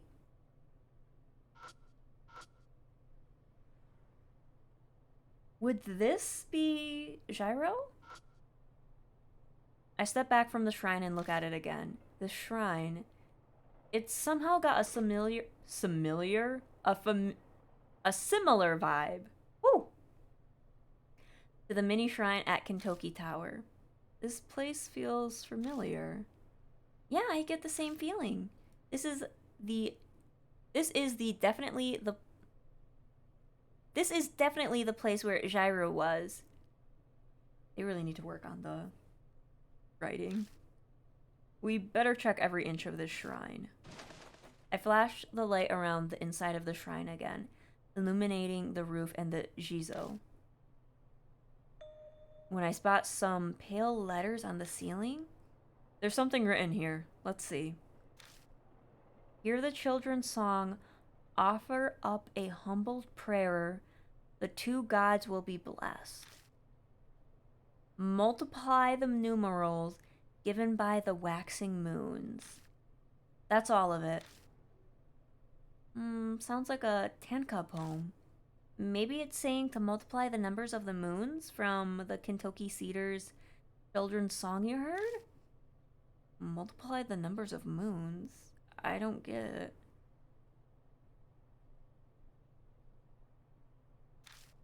Besides, wasn't there just one moon in the song? Is it talking about the 15th night? Wonder if multiplying the numbers will be the key. Oh no, math, my weakness. I know, right?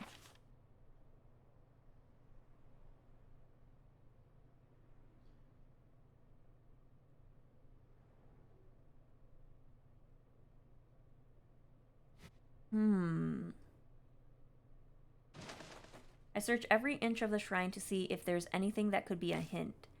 I spot what looks to be a dog's face behind the shrine. What's this? Looks like a pouch with a dog's face on it. Oh, have a good night, Ninja. Thank you for stopping on by. I wonder if someone lost this. May as well take it with us in case. Hmm.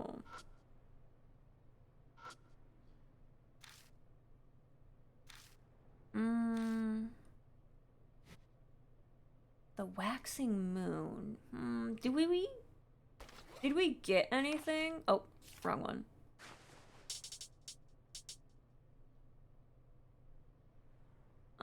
No.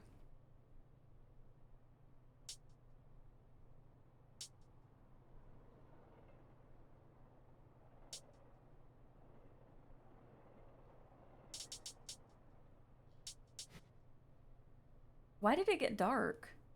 Oh, never mind. Sorry. I got confused. Wouldn't it just be one moon? Hang on. Let's see if we can figure something out.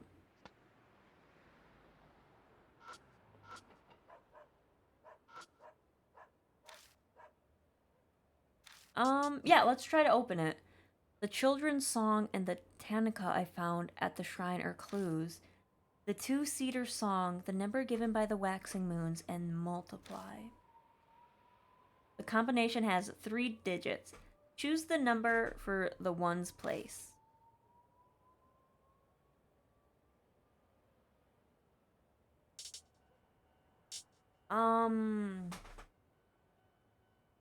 So let's see.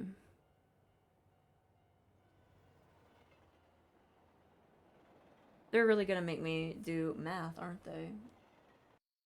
I have to pull out my calculator. So I'm wondering, hang on. The ones place.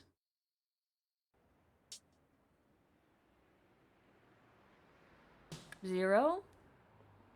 In the 10s, maybe 4, 2. You just had to multiply 15 by 16. Oh, I'm so smart. Wow, I can't believe you solved that Tanaka riddle. Brilliant job, Bean. Thanks. I am pretty smart. I'm gonna open it. It takes some effort to slide the extremely heavy concrete lid to the side. Wow, it's pitch dark in here. I can't see a thing. Hold on, let me get the flashlight.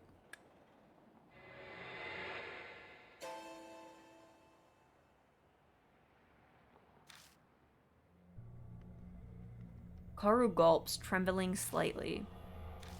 Are these all heads? A doll head, a mannequin head, a toy head, a Jizo head, a backpack with a bunny head, and a dog head. What is this? There's only heads. This is definitely some sort of crazy ritual. My guess is these are all Kubitaro's. Safe bet. This is Kubitaro's collection. But there's only one dog head. If Kubitaro is the one who left the dog's blood on the back of the well, then there's no doubt that this is his doing.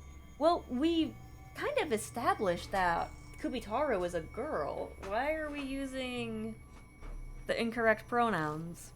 But the question is, why is Kubitaro doing this? The evening breeze brings with a familiar song. It's that children's song again. Is it because my hand touched the blood stain inside the well? I check my fingers. Wait, I didn't touch any blood. No, that's Kubitaro. This isn't Blood Mitri. This is right now. I quickly step away from the well and look around. An eerie voice floats over. It's nearby! Why does this voice sound angry? Is it because we opened the well? Stop hiding and show yourself.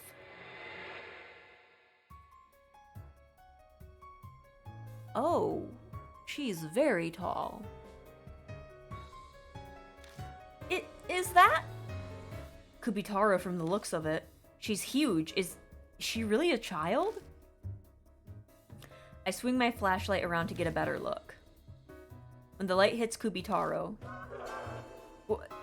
she disappeared. Yeah, maybe she was startled by the sudden light hitting her? Yeah, what is going on? They just used she and then him in the same sentence. But she's still a ghost, even with that big body. Damn it, where'd she go? Oh! Being in front of you! Yeah, I saw that. Thanks for letting me know. I saw it. What? I look and the axe is already swinging towards me. Do I have time to dodge? My body moves with my thought, and the slash that misses me by a hair knocks away the flashlight. Oh my god. If Karu hadn't called it out, that would have been it for me. The impact from blocking the attack makes my hand go numb. I'll go get the flashlight. It looks like the young one here doesn't seem to like it. Yeah, I'll hold her off while you... I say that, but what the hell should I do? My only thought is to find an opening to run away. Hello, Alaska. Welcome, welcome. Just in time to see Kubitaro of Kintoki. Yeah! I'm surprised we're seeing her already. Shit, she's angry, alright. I'm not sure I can block another one of those attacks. Hey, head? Could ya give me? Huh? Head?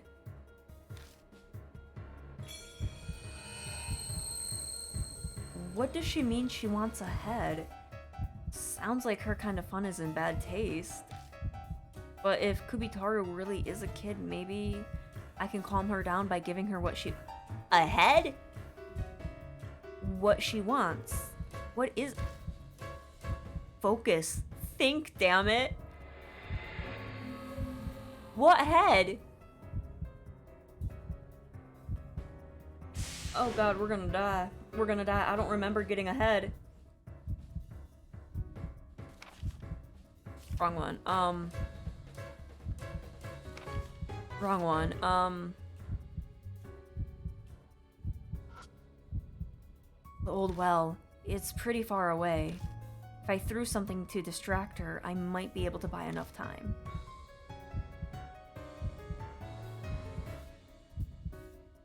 Wait. Are we almost done with this chapter?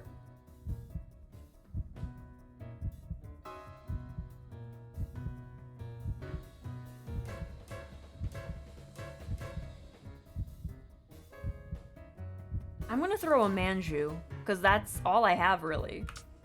I lied, I have more. No, the dog pouch!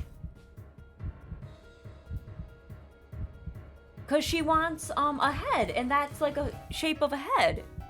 If I can snag her attention by throwing something far, I might be able to buy some time, so... I take out the dog pouch and throw it at the old well. Oh. But it doesn't seem to have worked. Kubitaru didn't even look in that direction. Well, there goes my head. Damn it, that didn't work. At that same moment, an axe carves a path at the speed of light. A powerful impact strikes my neck, and like a light switch, I instantly lose consciousness.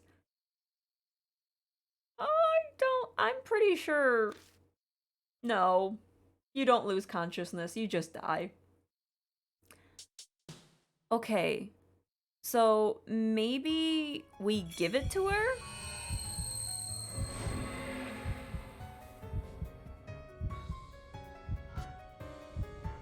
Kubitaru's right in front of me. The axe will try to slash me to pieces the second I make a mistake. Oh, I know.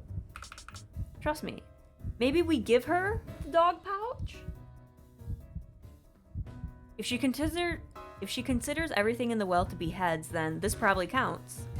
I take out the dog pouch and offer it to Kubitaru. There it is! She eagerly tears the dog pouch out of my hand. Okay. Okay.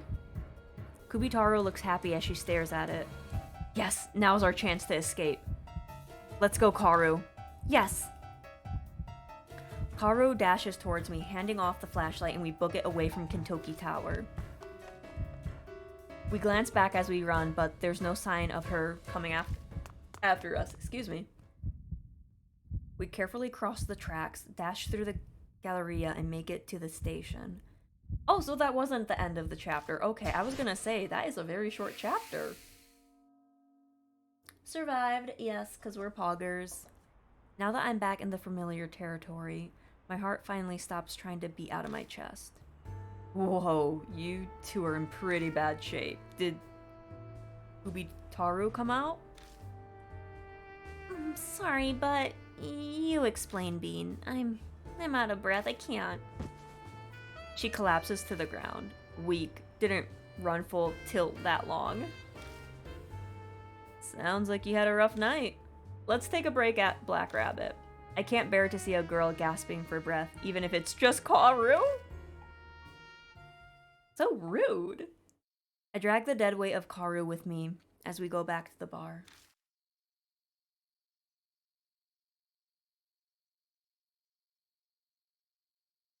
I quickly summarize what happened earlier to Seiji as we travel. He's smirking and flippant when he hears about the head in the well, but his expression freezes when I tell him about Kubitaru. I can finally relax. I'd love nothing more than to hurry home and get this sweat off me, but we need to discuss what happened tonight. It looks like Kubitaro really is obsessed with heads.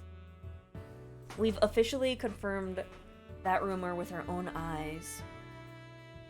But why is she obsessed with heads? Yeah, she seemed pretty happy when I gave her the dog pouch. That she thought it was a head.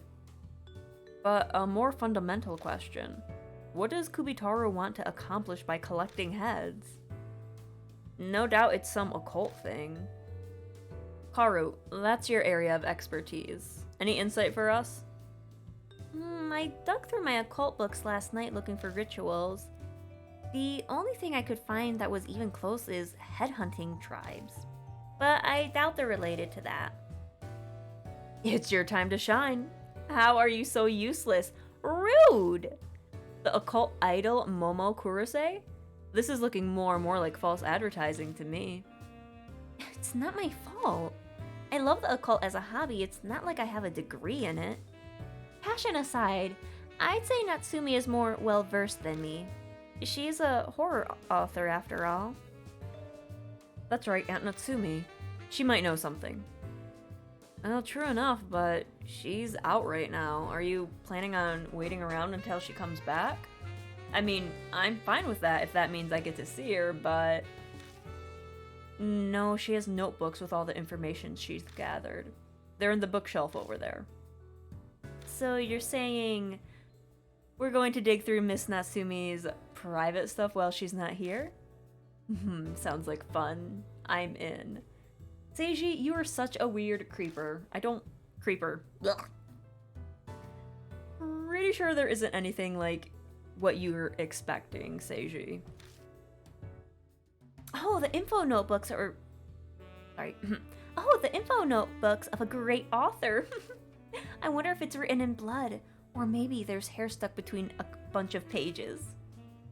I don't think there'll be anything what you're expecting, Karu. Why are my friends weird? We make our way to the bookshelf and start looking for Aunt Natsume's notes. The notebooks contain things like summaries of traditions and collections of crime reports.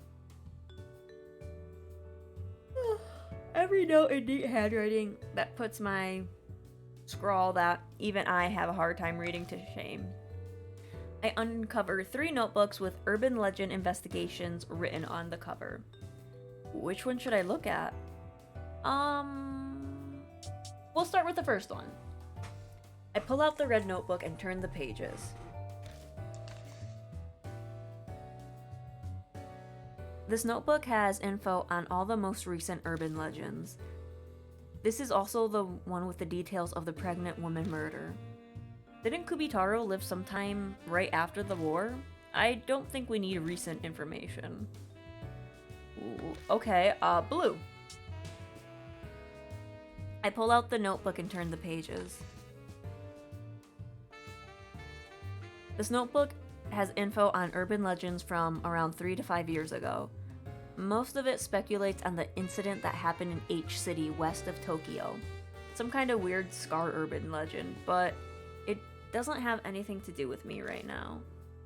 Someone I know was involved with that incident, so I've heard a lot about it from them.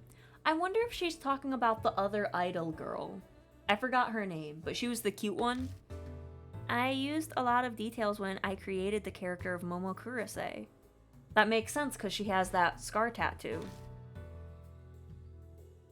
Which one should I... Well, we gotta look at the last one. I pull out the yellow notebook and turn the pages. Yes, that's her name. This notebook has info on a variety of articles involving the Shinzo Ward. The dates cover a wide range, even going back as far as 50 years ago. Aunt Natsumi wrote notes on each and every one of the articles.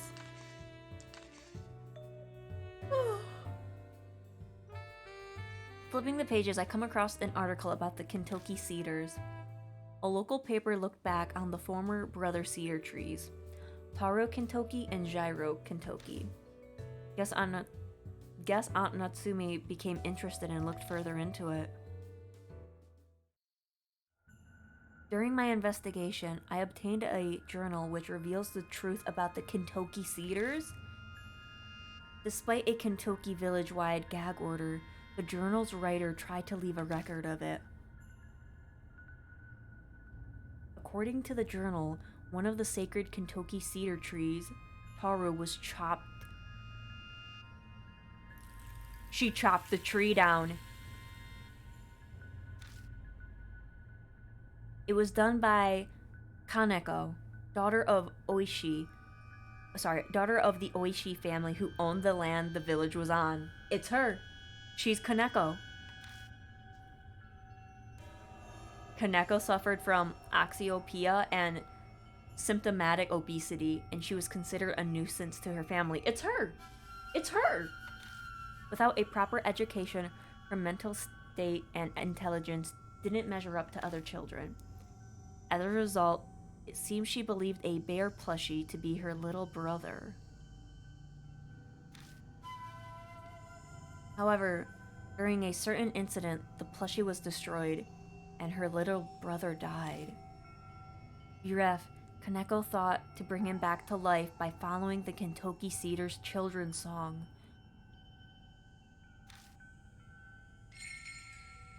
Head to the great Taro Kentucky on the 15th night. Offer to the great Taro Kentucky and Dad will feel better. Kaneko attempted to put the song into practice, but misunderstood its meaning. The head part.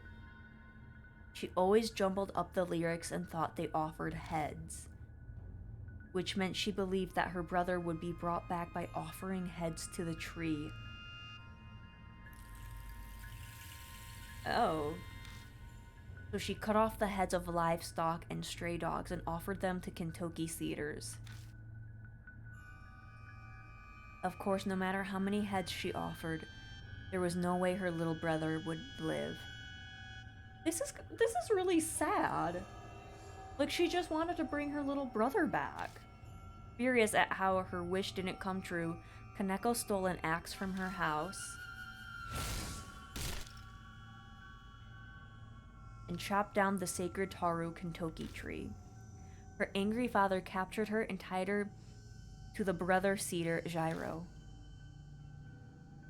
Alienated by her family, feared by the villagers, Kaneko was left to starve to death.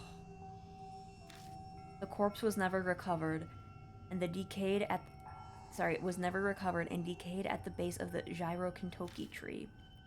Kaneko could be heard worrying over her precious little brother all the way up to her death. After Kaneko's death, the Gyro tree she was tied to inexplicably died. After the loss of the two sacred cedars, Kentucky Village was repeatedly struck by lightning. To calm the ill-omened events, the citizens built mini shrines where the trees used to grow. At the transmission tower where Taru used to be, the shopping district where Gyro used to be. So this is all the family's fault for not teaching her the song properly. I think they taught her the song properly. It's just that she didn't have the mental capacity to understand it. There's nothing else on the Kentucky Cedars.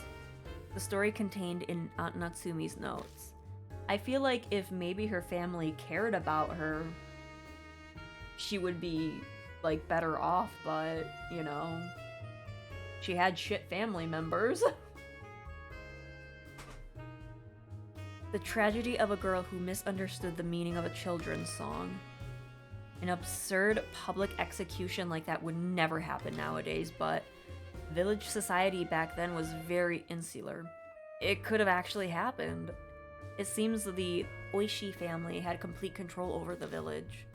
The villagers were such obedient saps that they followed the gag order until their deaths. They saw Kaneko tied up and still left her to die. The villagers are accomplices to all of this. Maybe they maintained the secret because they also felt guilty. So this kid named Kaneko is Kubitaru? Yeah, it must be. If we combine this with what we read on the site, the girl called Kubitaru must be Kaneko. The notes say the girl was giant, which matches Kubitaro's appearance. The part about gathering heads also matches. Those heads we saw earlier at the well, no one else but Kubitaro would have gathered them. Then you're saying those heads are to bring her little brother back to life. But didn't Kubitaro, Kaneko, cut down the cedars because it didn't work? Why is she gathering them now? Could be a deeply ingrained delusion. I mean, for like ghosts and stuff, like, depending on the haunting, it like, sometimes they're just like repeating like their actions. So you could have like let's say a ghost like always visited a like fireplace and they pass and like in the house or something, I don't know. But then that house gets like renovated and they get rid of that fireplace. That ghost will still go there even though there's no fireplace, but they think it's there. So they're kind of living in the past, but in the present, if that makes sense. I think that might be what she's doing. She still sees the trees. So she still thinks she has a chance to bring her little brother back. Spirit behavior is affected by the regrets and grudges that they had when they're alive, right? If she doesn't know of any other way, then she's got no choice but to frantically keep trying and hope for a miracle. If that's true, then she's a pitiful existence, forever working for a wish that will never be granted. The only ones who can end Kubitaro's delusion are probably us. You're right. It's late. Let's call it for today. Alright. Today was so tiring, but it was a great experience. Leaving the bar, we parted ways in front of the station. I feel like we need to find like a teddy bear plushie. Like, we already have a talisman that can seal like anything, but I feel like we need a teddy bear plushie. Seiji has plans to go out drinking with an important figure. The election is almost here, so he's got a lot going on. Haru apparently needs to stop by the agency and talk to her manager about work. Everyone's pretty busy.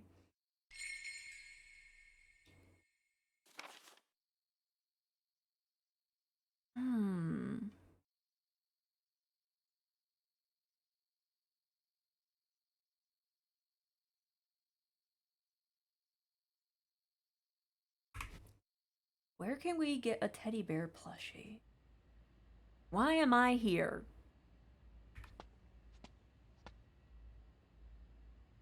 Is there a teddy bear plushie I'm gonna see? Who's calling me? Is it D-Man? Oh, it's a text. I open up the message. It's D-Man. How are ya? It's D-Man. I've prepared your next riddle. Decipher it to receive your analyst record. Search the monster that counts the burning air. Counts the burning air? Counts the burning air?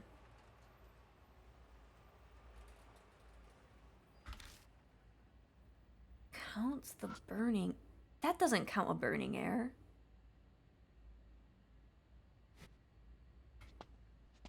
Counts the burning air. What's that? What's this?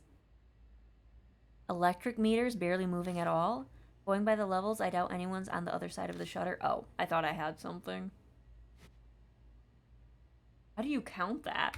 I don't know. What's this? Old-timey fire extinguisher.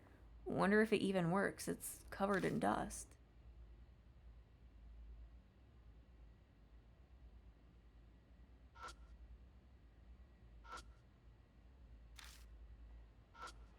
Oh. I'm looking. Huh.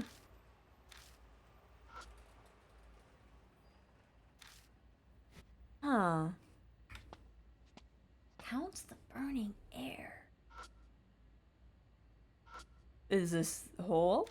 That I did? This?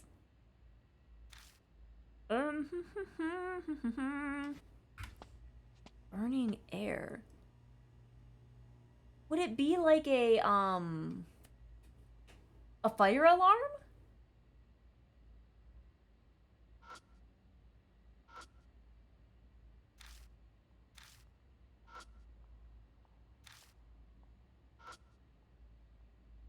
Something's gotta be. Oh, no, that's not it. I was thinking that too. Yeah, it sounds like.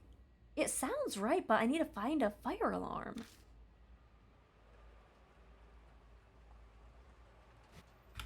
Where would a fire alarm be?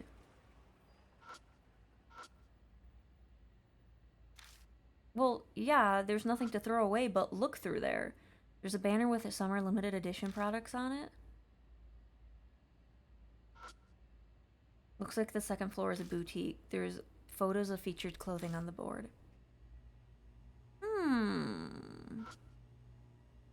Poster, hiring.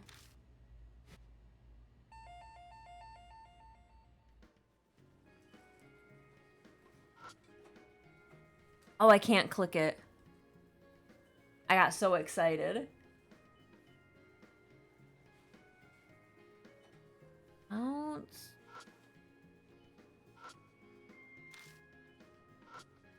We're just gonna look through everything.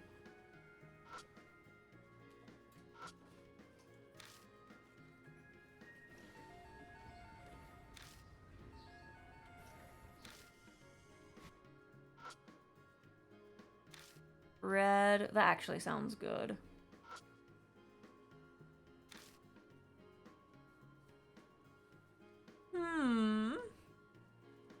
This place is probably wondering what I'm doing.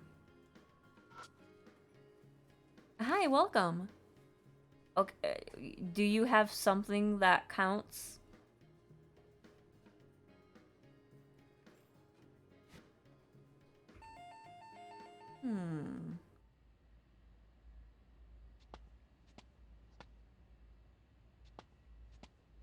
Hang on. How far back can I go?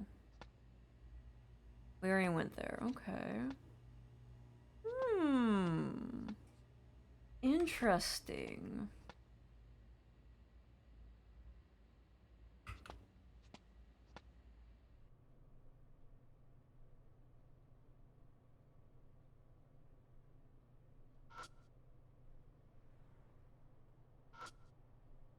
Nothing inside the mailbox. My motorcycle is parked. I don't feel like riding it right now.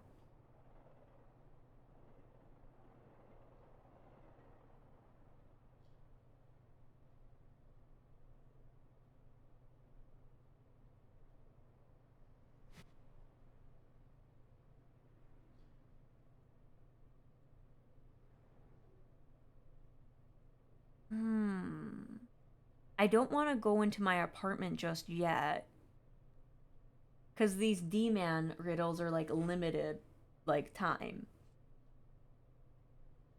But, like, I checked everything. I checked everything.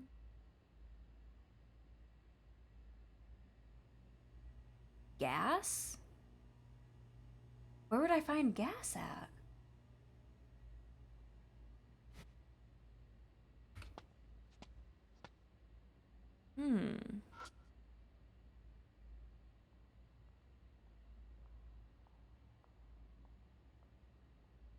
Apartment? But that means the guy, like, snuck into my apartment.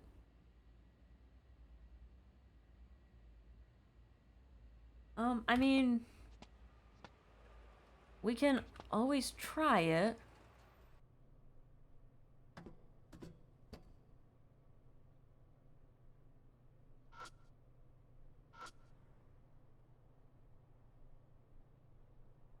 Something stuck between the gas meter and the wall. I don't like that this man knows where I live. I lower my gaze to the writing on the card. Red Riding Hood. A scary rumor from K-City adjacent to Shinza. A young woman in a red raincoat appears on rainy days in the red light district. She asks men, "Tell me, are you?" and lures them into the hotel, but do not accept the invitation. Those who do go missing, then go crazy or commit suicide after. My assistant, M, played a large role in uncovering the truth of this room. Mashida?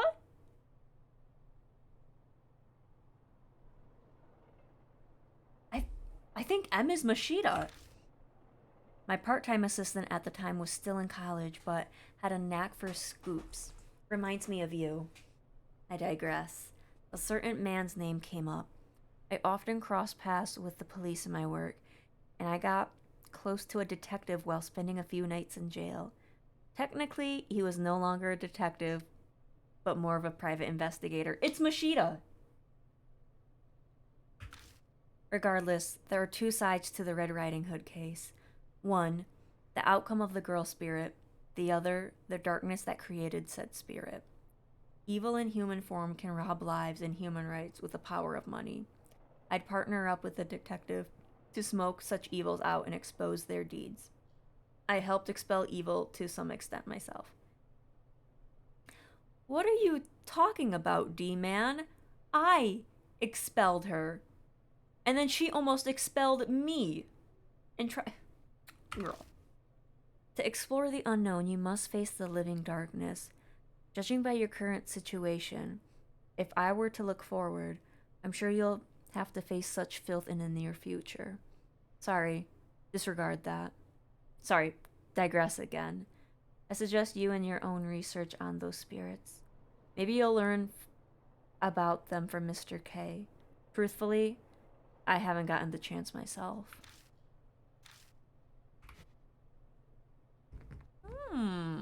Interesting. Is he mocking me?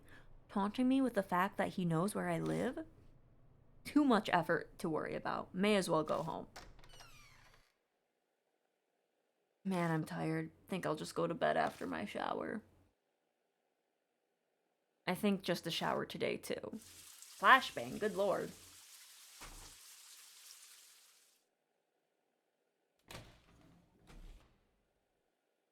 Good shower. Do we want a little drinky? I open the fridge and look inside. There's nothing inside. I feel that, dude. I feel... Sorry, I thought something was gonna be here. I'm just gonna check.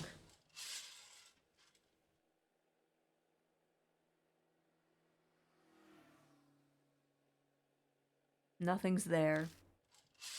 I did not like that zoom in. My hair's not dry, but I'm gonna lay down anyways. Ugh. Hope nothing happens today. You're gonna get sick, my dude. Don't sleep with wet hair. The dog from the neighborhood are barking again. Damn. Why does this happen every night? I swear this man has one brain cell. Why the hell are those dogs barking so much anyways? Someone sulking around out there or something? Yeah. What? It's coming from outside again. Just like yesterday. Is something out there? Open the curtains.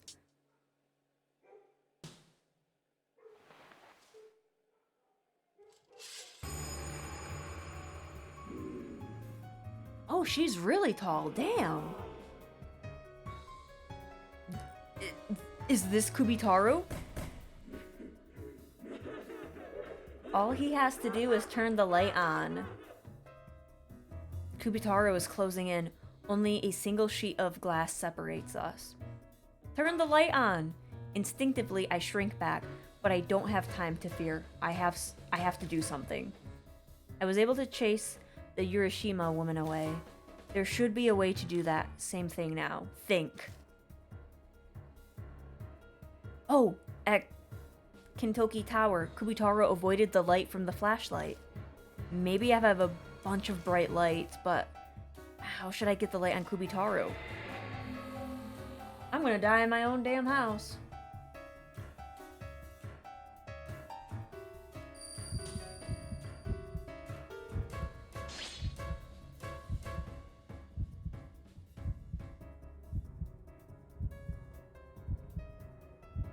I quickly yank the chain on the lamp. But the light won't turn on. I forgot to pay my bill.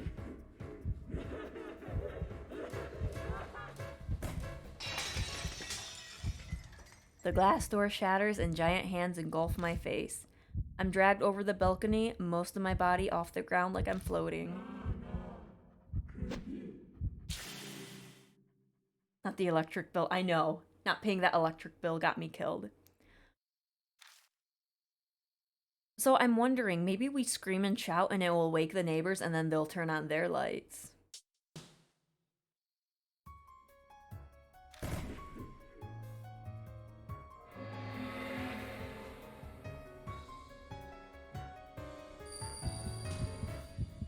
Oh, I'm so smart. Oh, so smart.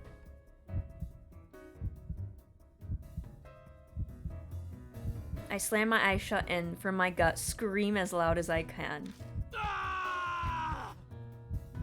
Immediately, lights flash on in the windows of houses all around us. Oh, he has some good lungs on him. By the time the lights reach the ground in front of me, Kubitaro is gone. And I'm also going to get evicted from my apartment because of all the sound complaints. Taking a deep, calming breath, I close the curtains and turn on the lights. But that's when So magically my lights don't work when I'm in danger? Doubt I'm getting any sleep tonight. Who the hell is at my door? My intercom buzzes like the world's ending. Probably my neighbors coming to complain about me screaming. May as well deal with them. I'm not going to get any sleep anyways. I go to the door and pacify my pissed neighbors as I wait for the night to pass. It's morning by the time I climb into bed and manage to doze off. I mean, I could just say I had a nightmare. Hello, it happens. Oh my god, guys, I had a nightmare. Why are you so mean to me?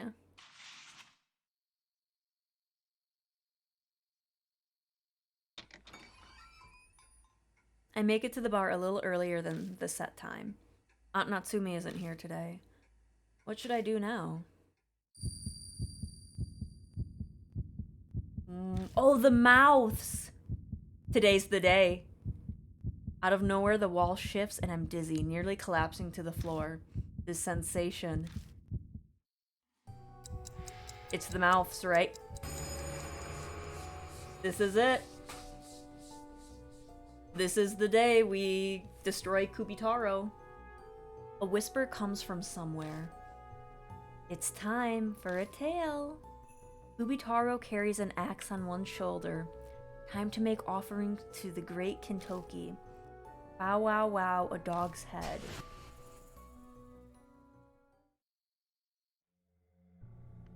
It's here. Kaguya's curse. The time limit, warning of my death. Death's footsteps are near. Damn it. Waves of anxiety morph into buckets of sweat, coating my face. I've got to take care of this by tonight. Good morning. You're here early, Bean. Your face is covered in sweat. Is something wrong? It's nothing. Could it be that... Is it the curse? Did it come? How could you tell? Well, there's mouths all over your face, you know. The obvious. I just had a feeling. Maybe a guardian angel whispered in my ear. She must have gone off how I'm acting. As usual, her ghost intuition is spot on. Alright, I'll do something about it. Huh? Just leave it to me. She moves to a table and dumps the contents of her bag on it. Out comes a wallet, makeup pouch, silver wig, and for some reason, a bottle of Sume ink, a brush, and an inkstone. I'll start with this. She reaches for the silver wig. Here goes. Momo Kurose is here. How's your guardian angel today? Is the transformation really necessary? Atmosphere is important. A shiny gold Buddha statue feels like it would offer more luck than a wooden one, does it not? Smoothing out her silver hair, Kaoru dressed as Momo smiles. Now, for the preparations. Kaoru pours some ink into the inkstone? Just what are you doing? I take great pride in the fact I've memorized all 266 letters of the Heart Sutra. That doesn't answer my question. Okay, I'm ready. Alright, Bean. Please take off your clothes. Ma'am? No. Because Seiji's gonna walk in here and be like, what the hell were you two up to? What? Surely you're familiar with the story of Hochi the Earless? To escape evil ghosts, he wrote the Heart Sutra over his entire body. Oh. No, it's fine. I'm gonna keep my clothes on. However, he forgot to write it on his ears, so the evil ghost took them. What are you planning to write? There's no need to be afraid. I will not make a blunder like that in the story. I shall write the Great Sutra from the bottom of your feet to the back of your ears. This is certain to chase away all spirits and curses that wish to bring you harm, Bean. Nope, no way. Believe in Momo. Those who believe are given salvation. Quickly, take off your cloak.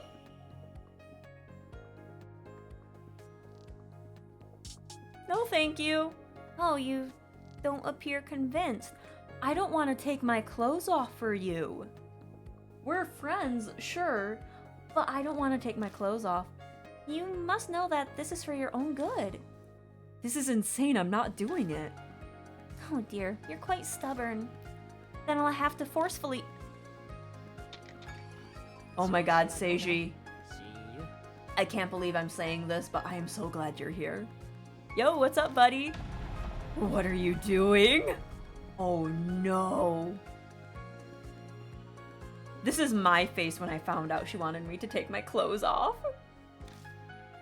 Eyes wide, Seiji stares at me with my shirt half off in front of Kaoru. Did I interrupt? Get those crazy eyes out of here! Hey, wait, it's not what you think. I quickly explain everything to him. He doesn't believe me. Well, that's ridiculous. So stupid I can only sigh. Aw, I'm pretty sure it'd work. I really want to write the Heart Sutra. Kaoru's madness aside, the curse activated. That's not good. I'm sure that he'll be fine. Girl, the last time this happened, I had the Urashima woman on me. This is the final night. Like, Kubitaru is coming for me. And I don't have a teddy bear plush. After all, he escaped his death with the Urashima woman. Barely. True. We can only hope you're right. Well, we'll just have to put an end to this tonight, no matter what. See, I knew it was gonna be tonight. That might be tough. What do you mean? I stopped in Kintoki to see how things are, but security's gone up since last night. Someone reported that they saw a large man carrying an axe. So everyone's on high alert. A police car is in position on every street. It's like they're afraid or something. Seiji, don't you have an acquaintance in the police force? Isn't there anything you can do? Of course I've already tried, but there's a toe the line hardhead in charge. No way I can get one over on him. I'll have something I can work with in a few days, I'm sure, but my hands are tied short term. I'm gonna die tonight! Damn it. What shall we do? It'd at least be interesting if Kubutaru appeared in the middle of everything. Oh, that'd be a riot. I'd love to see the cops flip out.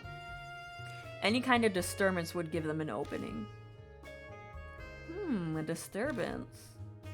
Create a big ruckus in town and then maybe... Oh, got something in mind? Maybe one thing. I already told him to stay out of this, so I'm reluctant to use him, but... Are you gonna use Maruhashi? Excuse me while I make a call. You are so mean. Seiji exits the bar. I'm sure he's gonna talk about Maru. Sorry, I'm sure he's talking about Maru. I'm eager to find out what he's planning. I feel rather excited. I feel bad! It's never anything on the up and up when he goes to the effort of stepping away. But at this point, that's all I have to depend on. It's not long before Seiji returns. Hey, sorry about that. I forgot to ask Murahashi to stop by the office and take the dog out for a walk. That's a blatant lie, but going by the look on his face, things must have gone well. We are not taking your dog to Kintoki. I swear to God, if we're taking your dog to Kintoki, I will smack you. I just realized I haven't eaten dinner either. Let's find a place by the station to eat. My treat. That's out of the way. Is it? I'm pretty sure you're hungry too. Listen, I can always go for free food. You seem up for it. As expected, you have nerves of steel bean. Luck comes to those who wait. Well, no, it's free food. I'm coming for free food. Who knows? Things might turn in our favor while we pass the time eating. Come on! This is the first time the three of us get to eat together. Karu seems up for it. Oh, bleh, dying. She's already demomoed herself, and it looks like she's ready to head out. I know a good place. It's got a rumor that an employee who died from overworking turned into a ghost. I've already had enough of that, so I'll pass. Besides, I'm sure we'll taste enough of that sort tonight. Enough to cause gas. The three of us end up eating at a pricey sushi restaurant. I'm way out of my element while the other two order like they go to places like this every day. Our difference in status smacks me in the face.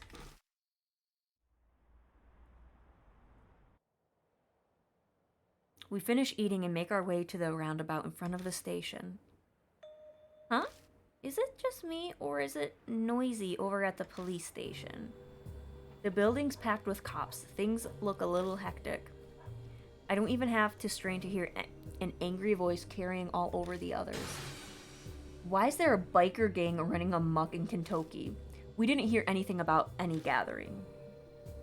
It seems it was decided spur of the moment. Apparently the founding leader of the Red Crests called them together. Guess the Mohawk bastard hasn't lost his hold on them. How are we responding? The guys in charge of Kintoki are on it. Huh? Why isn't this the traffic division's jurisdiction? Well, sir, those seem to be the orders that haven't come down. The guys at the scene were reluctant, but it appears they were forced to do it. Sounds like a biker gang's infiltrated Kintoki and is raising hell. Seems the higher-ups are making the cops over there go after them. The founding leader with... It's Maruhashi! The founding leader with a mohawk. They can't possibly be talking about. Coincidences are scary. But it's a perfect chance for us. Yeah, I know. Let's get moving to Kintoki Tower. If Kubutaro's gonna show her face anywhere again, it'll be around that old well. It's dangerous as hell, but I have to go to survive.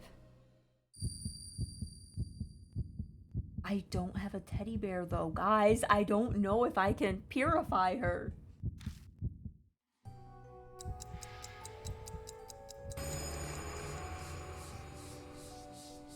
I would much rather have the mark on me just like pulsate and hurt my hand than have mouths grow on me. That's like disgusting. Countless mouths surface and begin crudely laughing. It's almost the finale of the tale.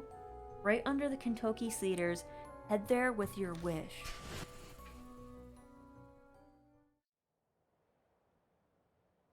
Looks like I don't have a lot of time. Hey, you okay? More or less. Let's hurry. We're gonna take... I should take Seiji. Because I haven't taken him a lot, but, like, I feel like he's just gonna shit himself when we go against the boss. わかった。 And she likes the occult stuff, and she gets excited whenever we see a ghost, so I think she's the better choice.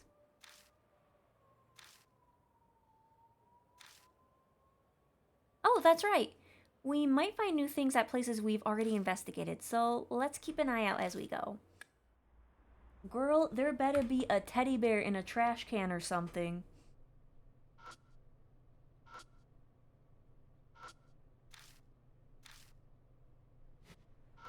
I'm looking for everything.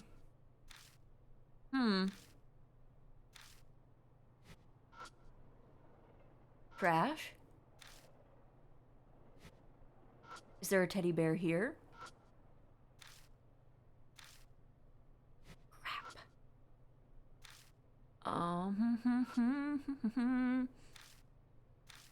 I'm like a little scared because I don't think I have the stuff to like fight her.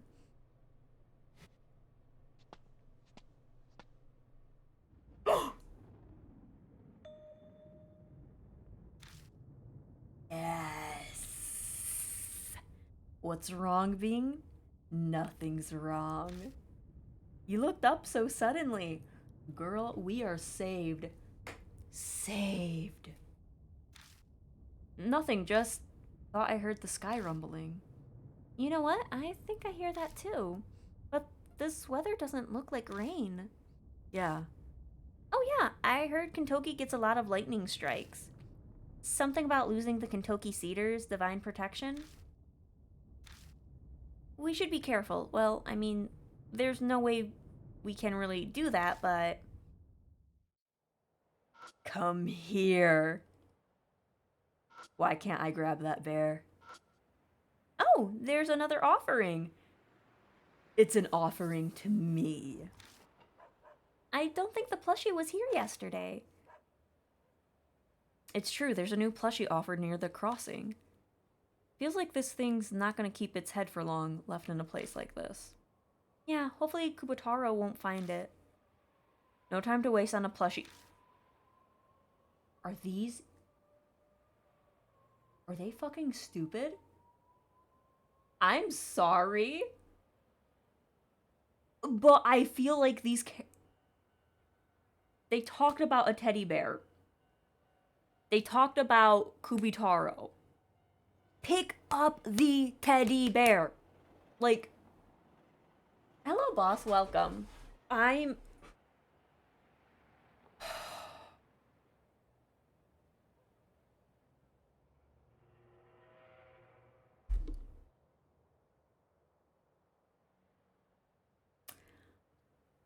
Children. I swear to God. Oh, it's gonna lose its head. No, it's not. It's probably the safest thing around here. Oh. Oh.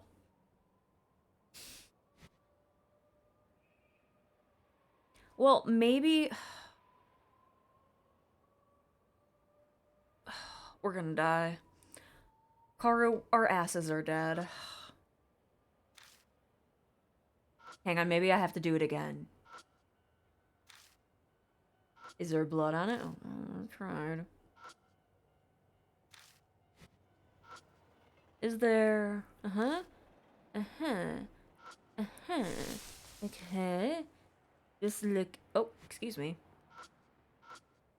Uh-huh. Uh-huh. We're gonna die. We're gonna die because I missed something.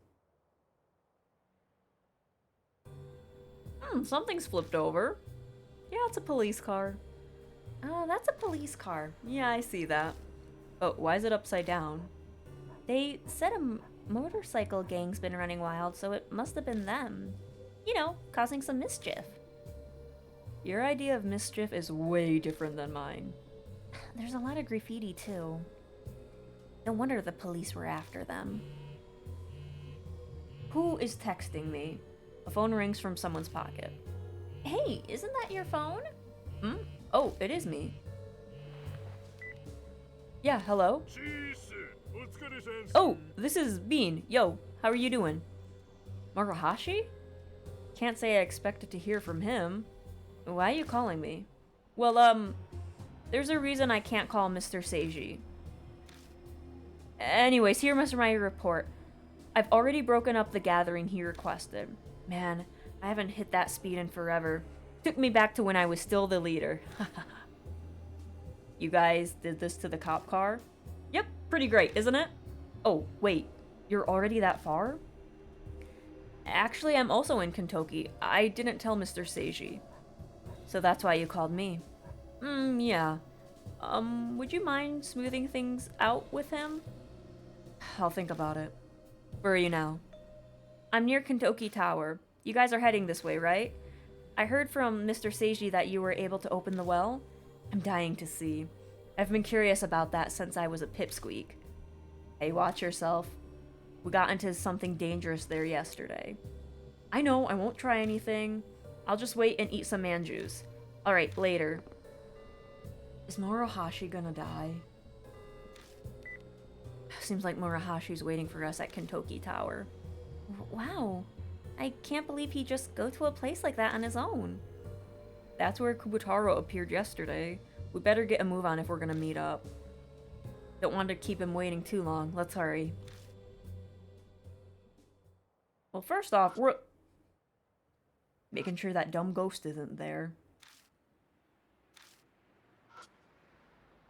Just huge letters. There's nothing artistic about it at all. The graffiti that only seems to be focused on getting attention. There's a variety of tire marks on the road. Looks like they ran through here with a lot of people. A cop car that was violently flipped over. Looks like something big went down. Trash? I open the lid and dig through the trash, but there isn't anything particularly interesting.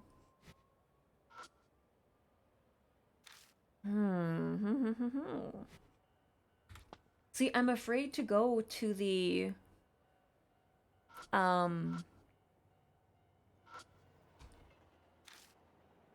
tower because I don't have that bear. And I feel like I need that bear. Ooh.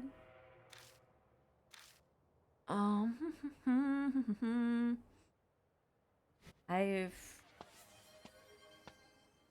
Oh, hello, Raiders. Welcome, welcome. Let me give you a quick shout out. Hello, Taupe. Welcome. How was the stream, everyone? Give me a second. I have to make sure I'm spelling everything right because... There we go. But yeah, if you guys don't know who I am, my name is Bean Kennedy. I'm a unicorn hitman, and I think we might be finishing up this chapter. But hello, everyone. We're in your walls. Who you gonna call? Oh my goodness. We love that. But if you guys need to head on out, get a snack, or get up and do stuff, completely understand. So no worries at all. But if you would like to hang out and watch me probably die a lot, you're welcome to stay and watch. But how was your stream, Tolk? What were you up to today? Or this evening, I should say. The area around Kentucky Tower is completely silent like usual.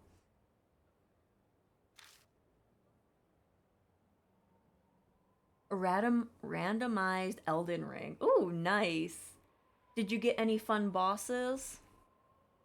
Did you get Melania right off the bat? Refresh the stream so you count as an active viewer. Is it still doing that? I know there's like issues about views and stuff, but is it still messed up? I think so. That stinks. SOS Market. Nice. Nice, nice. Are you excited for the Elden Ring DLC? Sorry, I've been talking a lot, so I have to, like, take lots of sips. Nice. I feel like everyone's excited for it. Which I am too. Can't wait. Yeah. It's like coming out June. Yeah? Wait, didn't he say he... Oh no, Morihashi. Didn't he say he'd be waiting here? Yeah, supposed to be. A quick glance around doesn't show Morihashi anywhere. We better look for him. Morihashi!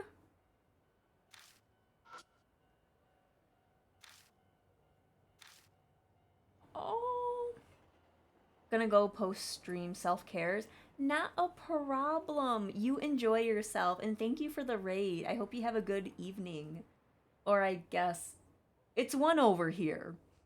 So it could technically be morning for you, but you know.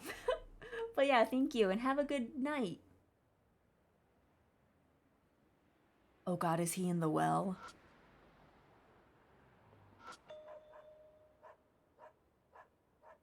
Oh no, he's in the well. The paper bag that held the Kintoki Manju is on the other side of the well. It's already 1 a.m. Yeah, it's pretty late. It's 1 a.m. here too. Oh hey, EST gang, rise up. This wasn't here yesterday. 7 a.m. over here. I think you're across this big pond from us. Wolf.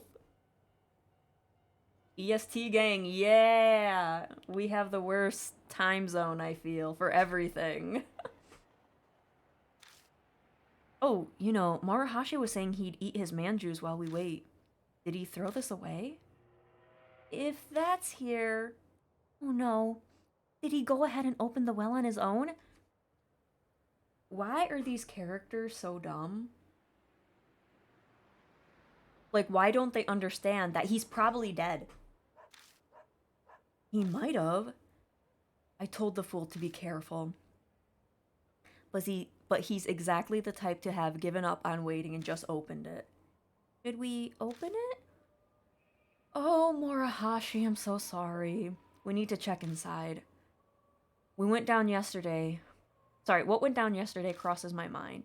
The well definitely holds some kind of significance for Kubotaro. Who knows what will happen if I open the lid. Well, I don't have the teddy bear, so we're gonna die. We'll join you, Morihashi. I push the concrete lid to the side. When I look in... Oh. It looks the same as last night. The heads Kubotaro gathered for her attempts to bring her little brother back are all here. No, there's one more. It's that dog pouch I gave up before. Hello, Yusei. Welcome, welcome. Guess Kubotaro retrieved it. Ah, well, I guess Maru isn't hiding here. So, what now? When Kubotaro appeared yesterday, I hadn't had time to do more than look inside the well. Should probably check it thoroughly, just in case. I shove my hand into the well. This man needs to stop shoving his hands into places. I know he has gloves. But he needs to stop. He needs to stop being a little nasty. Wait, really? You're going to rummage through there? I've thought this since the corpse in Yurishima Lake, but you're quite something, Bean. Well, my life's on the line. I'll do anything to survive. Okay, James Sunderland. Okay. I'm sure you're gonna shove your hand in a toilet soon. I can already tell. I opened the rabbit bag. What's this? We cut the head off the teddy bear with the scissors. There's a worn plushie inside. Found in a well with an overabundance of heads. Ironically, this doesn't have a head of its own. Ooh. Maybe if we took the plushie with us, we could have done the surgery right here. See, I'm so smart, but these characters, they're like, we should leave that there. We're in a horror game? We're picking up everything. I think we're done investigating the well. That aside, where did Maru go? No clue. Probably close by, though. I take out my phone and check my call history. What are you doing? I'll try calling back Murahashi's number. If he's around here, then maybe I can find him by the sound of his ringtone. I get it. After all, we shouldn't shout his name out loud in a place like this. But playing a ringtone? Kubutaro's gonna be like, there's someone there. There is sound. Murahashi, you're gonna die. And I'm so sorry. I punched the call button. That sounds really close. I hear the ringing. Where's it coming from? It sounds like it's coming from the opposite side of the transmission tower. Over there, huh?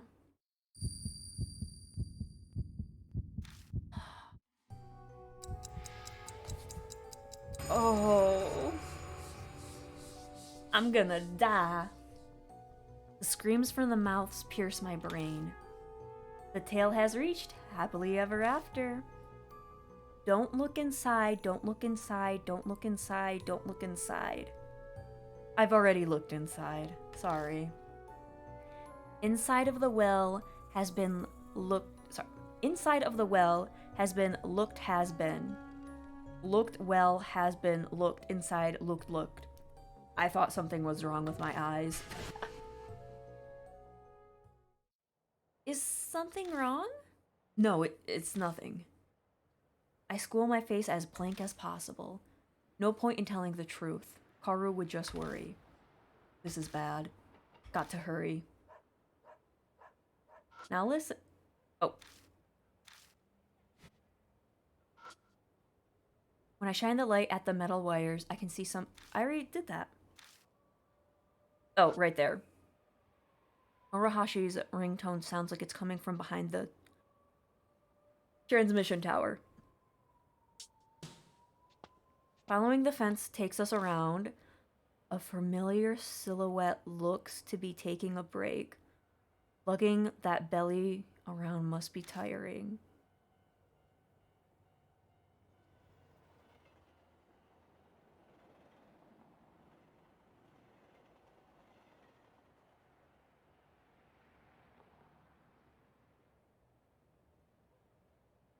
He's dead, isn't he? Oh, this is a surprise. Why is he sitting down in a place like this? Why are they so dumb? Oh my god. You don't see that, Kaoru? Murahashi isn't budging. Did the guy fall asleep? If I was there as a partner, I'd be like, what is going on? Guys, don't you see this? I would be that one person who would be in like a horror situation and be like, why are you guys doing it that way? Are you trying to get yourselves killed? Oh my god. Hey man, what are you doing? Come on, take that stupid mask off. I grab at the mask and it slips off easily, falling to the ground. Probably because there's nothing under there. Almost too easily. It felt like only air was inside, because there was air inside. In fact, what?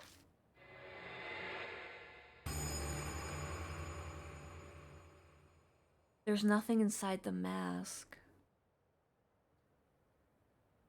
But... Kubutaro never did stuff like this. This is like someone else. Nails? Colorful stuff? I wonder if Kubutaro cut the head off, but someone else did this. It feels like I've been shot through the heart. It's completely gone. Where Murahashi's head should be, it's empty. Instead, the space is filled with plastic toys. Ew, I wonder if there was a way to save him or if he was just dead. Anyways. Only after finally comprehending what I'm seeing do my legs fail me and I collapse to the ground. It's Kubotaro. Kubotaro did this to Murahashi. The taste of blood fills my mouth. My teeth clench so hard that I bite my cheek. This can't be. This isn't happening. The shock in Kaoru's voice jolts me back to reality. Murahashi had been alive during that phone call, so it's only been a few moments since he died. Which means...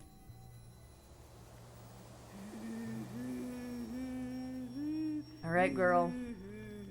Carried on the evening breeze, I can hear that damn children's song. Kubitaro is coming. We have no idea how Kubitaro will react if she sees we've been looking through that well. I bet that's why Maru... It's dangerous to stay here. We better move to an alley somewhere for now. No, go back to that teddy bear. I know what we need to do. I can hear Kubitaro's voice close by. Stop looking around. I don't think she's noticed anything wrong about the well yet. But what should we do? Run all the way back to the station? No, run all the way back to the teddy bear, cut its head off, and then tape it back on. I know what to do. No, if Kubitaro discovers what we did to the well, she'll be pissed and chase after us. Either way, my time limit's almost up. Gotta prepare for the worst and confront her. Then, where are we gonna fight her? We're gonna fight her at the train. Well, a place that works in our advantage. Where would that be? The tower yesterday, Kubitaro in my apartment. Think about the light, the train. It is the train station. Because of the train, it like flashbangs you. It has to be the train station.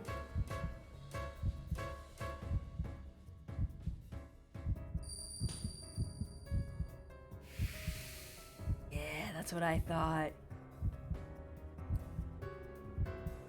Let's go back to the railroad crossing. We quietly rush down the streets and reach the crossing. Kubitaro seemed to recoil from light. A lot of cars pass by here. Maybe we can use that. Alright, we're still alive. Alright. Kaoru, you're gonna have to grab that teddy bear and take care of it. I hear Kubitaro's voice in the distance. There she is. Like we thought, she's chased us here. But I guess she somehow lost sight of us, as she's just standing along the path a ways. Seems like we bought ourselves some time. Hey, don't you think something's off of... Oh god, the lights. Don't you think something's off about this place? I look around and it takes me a minute, but I notice something odd. All the street lamps around us are dark. Is the flashlight okay? I quickly pull out the flashlight and turn the switch on a few times.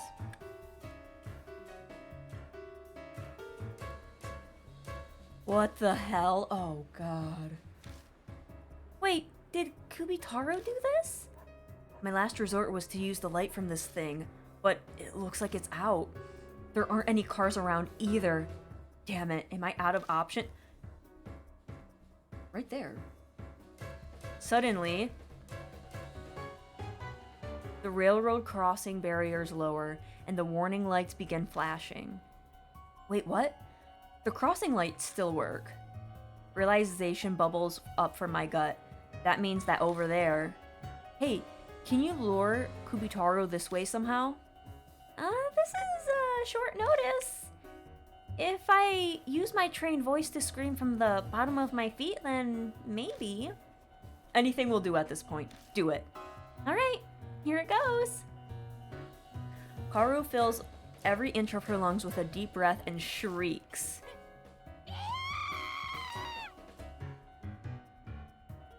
Did that? Yeah, she noticed! Kubitaro had been far away, but now she's gone. She should show up again nearby. From what I've gathered, whenever she disappears, she uses the darkness to reappear elsewhere.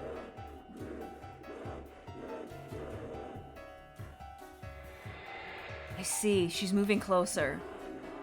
Hey, come on! Give him back! Give him back to me! Give him back. At this point, does it even matter if I do or not? I could keep running, but she'd chase me to the ends of the earth. My gut's telling me I can figure a way out of this right here, right now.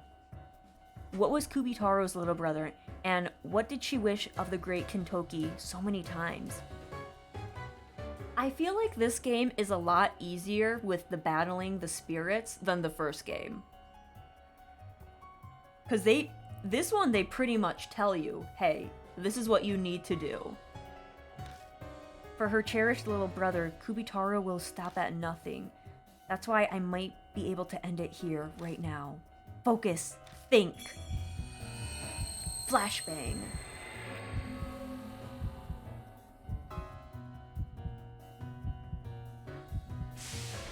Okay. Alright. There's an offering and a plushie placed on it. Snippety snap. Take a look. There's a bear plushie. What are you planning to do with that utility knife? The little brother Kubitaro cherishes so much is probably a headless plushie. What did the original look like before it lost its head? Oh, I see. Use this bear head to grant Kubitaro's wish. I stab the knife into the bear's head and rip it off the neck. Leave it to me. I've always been good with the arts ever since I was a kid little. With careful use of the packing tape, Kaoru attaches the bear head to the plushie's neck. Alright, done. It's perfect. Actually, that's pretty good. It's as if the head was... It's as if the head we attached to the plushie had always been there. Oh yeah, that looks great. We paid a big price for spending time on this. Looking where Kaoru points, their expression distorts in surprise. Kubitaro already stands on the other side of the crossing. What should I do now? There's no room for failure. I have to end it here. We're prepared for it. Look death in the eye and trust my gut. Maybe don't do that because it's me. Last scene, I think we give...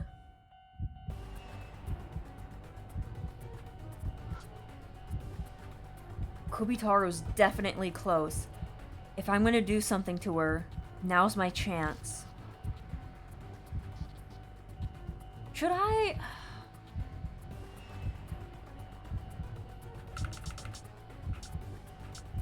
I don't... That's the only thing I can do.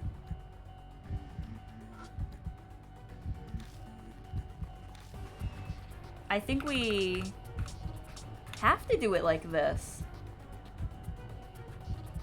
The little brother Kubitaro cherished must have looked like this repaired plushie. Then, if I give this back to her... Hey, come on! Give him back! Give him back to me! And now. I suck in a deep breath and yell. Kubitaro, here's your little brother. I throw the repaired plush onto the tracks and it falls near her feet. She picks up the plushie and stares at it intently.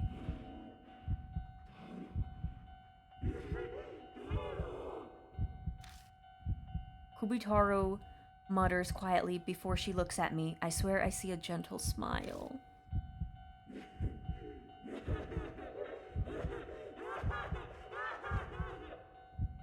You know what's sad? That's probably the only act of kindness she's had in her life. She squeezes the plushie close and giggles as she fades away. Oh! Damn, my eyes!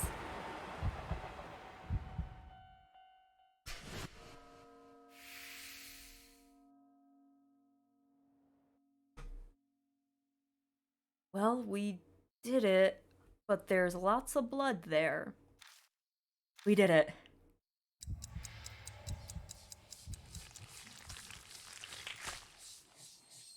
Oh.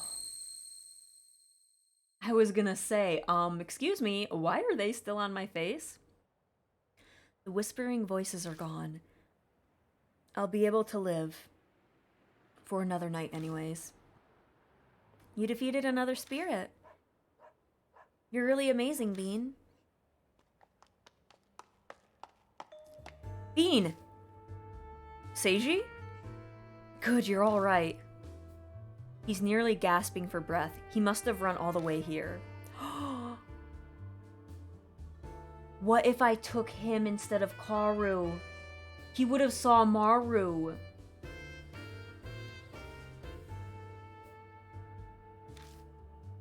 To update you, obviously, I overheard the cops talking. They said the guys chasing the motorcycle gang are coming back to Kintoki soon. What? You came huffing and puffing just to tell us that? You should have just called. What do you take me for? I did, but no one answered. Oh, I checked my phone and, yep, several missed calls from Seiji. Oh, we were a little busy, trying not to die. You know. We were fighting with Kubitaru earlier. Kubitaru? We catch him up on everything that's happened, and about Murahashi's death. Seiji only listens silently. He's nearly biting through his lip, though, trying to rein in his emotions. His voice trembles when he finally speaks. Idiot. I had a feeling this would happen. That's why I told him not to get involved. How do I even attempt to explain this to Pops and his family? Causing problems for me, even after dying. Damn it.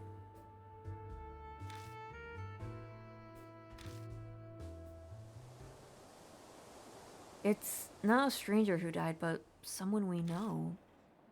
That fact crushes us under its weight. What's that over there? When I study the place over by the crossing where Kubitaru disappeared, a large pool of blood remains. The murky surface reflects the streetlight faintly. Inside it is a dirty, reversible red and white cap. I saw a vision of Ami from the blood left behind by the Urashima woman. Doesn't hurt to try. Making my way closer to the pool of blood, I cautiously reach out and touch it.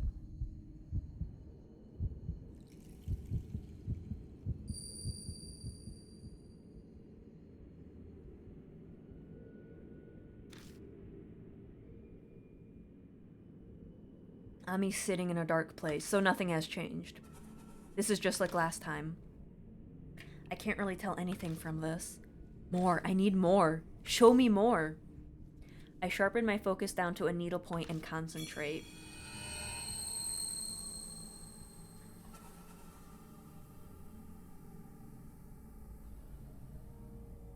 A shower?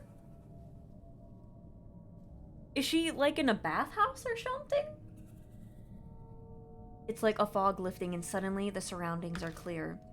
A floor with gray tiles, a wall, a shower hose, and nozzle. Is this a bathroom? Kakuya. Even Ami's voice is clearer this time. Did you kidnap me so you could play with my big brother? I'm not doing a voice. My voice is bleh. Why does it have to be him? Kakuya, tell me. What's NG? Girl, I have been asking that myself. I said it's not good, but that's not it.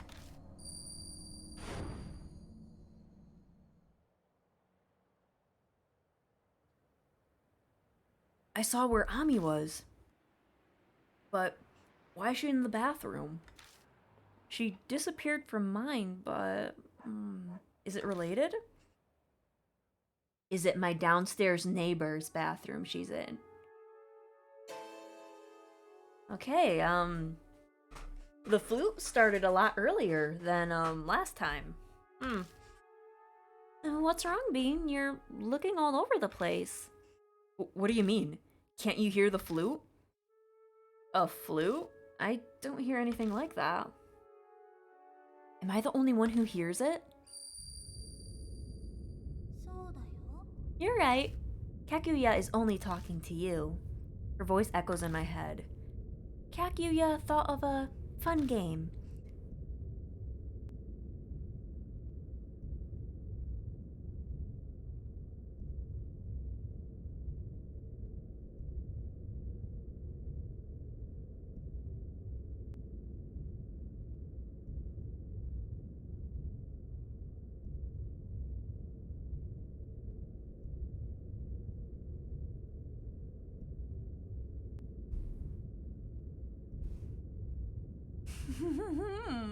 Seishi or Karu? Which one's more important? Excuse me? Excuse me?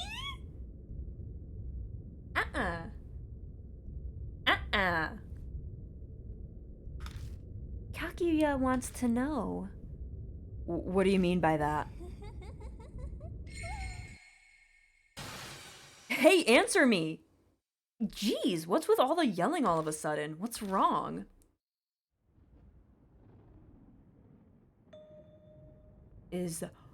Oh my god, Seiji, you're gonna die by lightning. Is that oh my god. I don't even get to Oh, I fucked up. I fucked up somehow. Maybe I can throw myself and like... I feel like it's gonna be Seiji. Oh, I fucked up. Oh, I fucked up.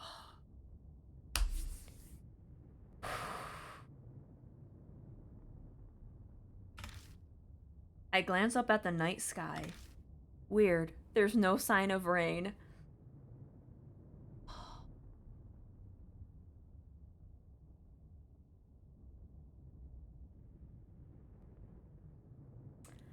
You know, Seiji, I was joking about you being weird and all that stuff. You know, it was a bit. But now I'm really worried you're gonna die. I'm just gonna say that. I'm really worried. They're possible to play the game and no one dies? Maybe? I don't know. The weather's so strange. You guys need to like get around like rubber and like maybe get in that house. I shudder as a chill runs down my spine. I have a really bad feeling. Yeah, me too, and I really have to go to the bathroom. Move. Move right now. Oh, now you're smart? I thought he'd be like, it must be nothing. Maybe I can save them. You know what, guys? I can save them. I can save them. I can save them. I can save them. Huh? What's wrong, Bean? Run! Hurry! Instinct makes my feet start running. A deafening sound splits the sky and all I can see is white.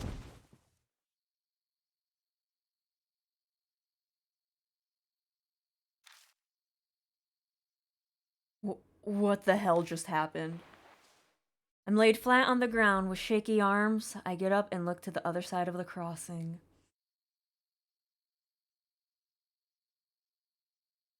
Who's dead?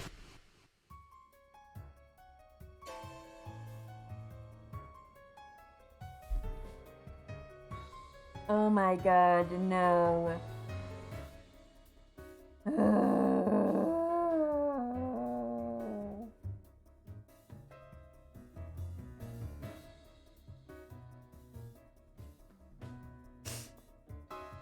Oh no.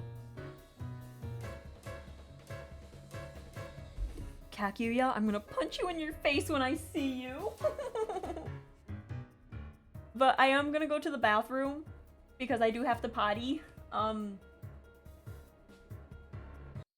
BRB? I'm sorry, guys. Here, I'll play the music. But I'll be right back. I must do a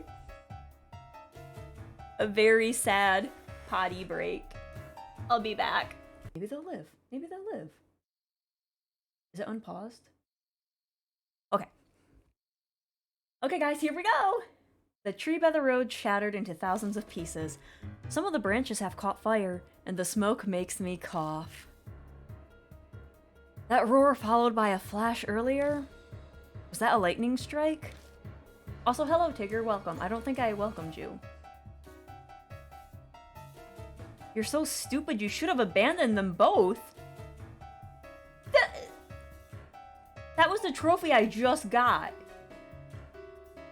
Sprawled out on the ground in front of me are Seiji and Kaoru. Oh, hello, Raiders, welcome. You caught me before I made a big mistake. Hello, Raiders. Let me give you a shout out, Leon. There we go. Alrighty. For those who don't know me, hello, my name is Bean Kennedy. I'm a unicorn hitman. And right now, I'm going to decide which friend is going to live and which one is going to die.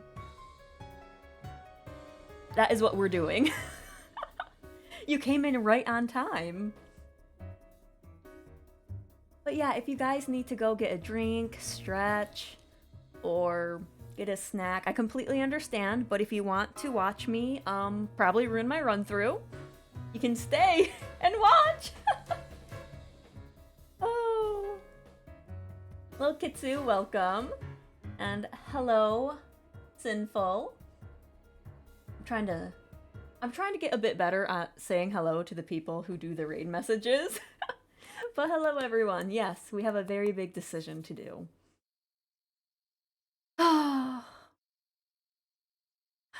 Why? Seiji, Kaoru, are you okay? I hope you had a good stream, Leon. No reply. Why didn't they run when I said run? At least I can tell their chests are moving. Oh, not for long. Looks like they're just knocked out.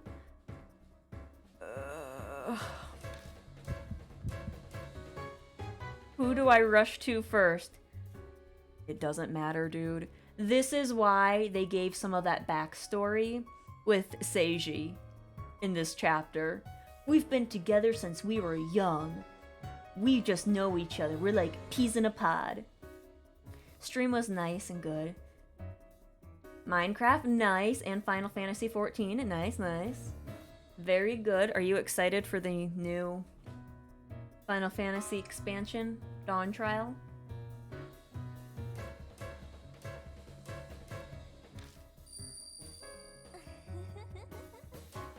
Kakuya thought of a fun game. Kakuya, when I find you, these hands,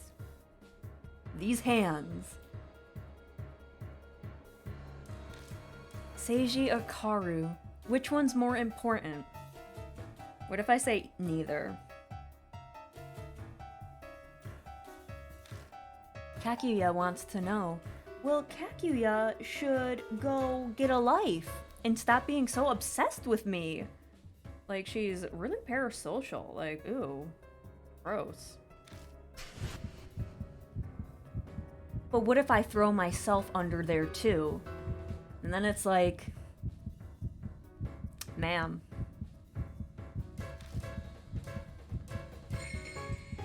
Your decision here is crucial.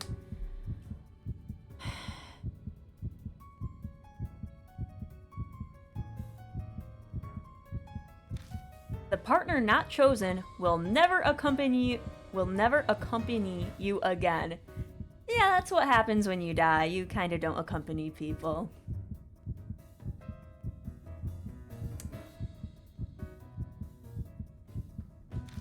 Choose wisely.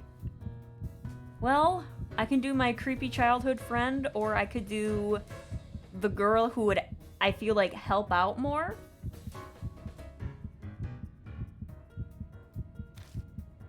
Am I really... I think I might choose Karu. Because I feel like she would help me more. I can't believe I'm gonna choose someone I met like a week ago over my friend for over 10 years. Oh, what am I gonna tell his father? His father's... he's in the Yakuza. I should just get my... What was it? I can't think right now. It's like almost 2 in the morning. It's not a death wish. Death list? No. Not obituary. Will! I gotta get my will ready. It just took me a while. I had to think. What if I just don't select anyone? God. You know what? They're knocked out. Seiji's not gonna notice because he's knocked out. He's not gonna be like, oh, you chose her? Oh, I see. No, he's not gonna see. He won't even know. He won't even know. He won't even know. He won't even know. Don't wake up. Don't wake up. Don't wake up. Don't wake up. Don't wake up. Don't wake up. Don't wake up. Don't wake up. I grab her body as soon as I reach her and shake her hard. Snap out of it, Karu. Oh, okay, Bean. I hear you. Don't shake me so much. You're all right. Not exactly. My legs really hurt. I don't think I can walk. Oh, what about Seiji? Right, I'll check. Hey, Seiji! I shake him over and over, but he stays unconscious. Wait, I can save them both! Wait, no I can't. Her legs are messed up and he's on- oh shit.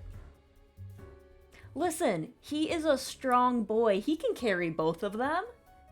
Absolutely, he can carry both of them. Shit. Oh yeah, that's an...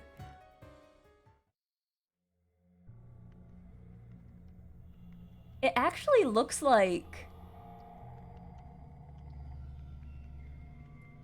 Is that like a tree bark or something? Bean, can I ask you a favor?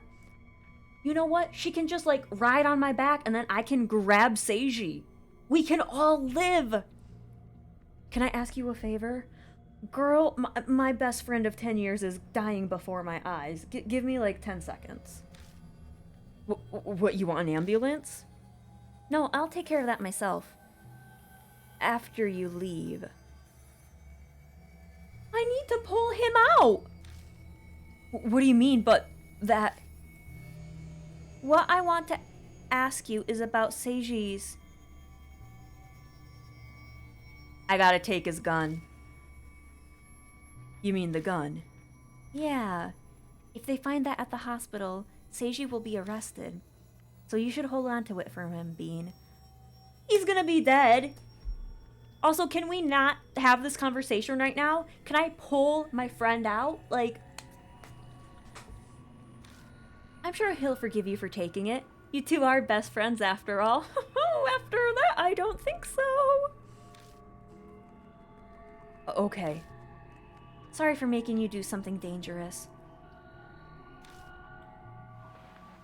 I collected the modified gun from Seiji. Can I please drag him to safety?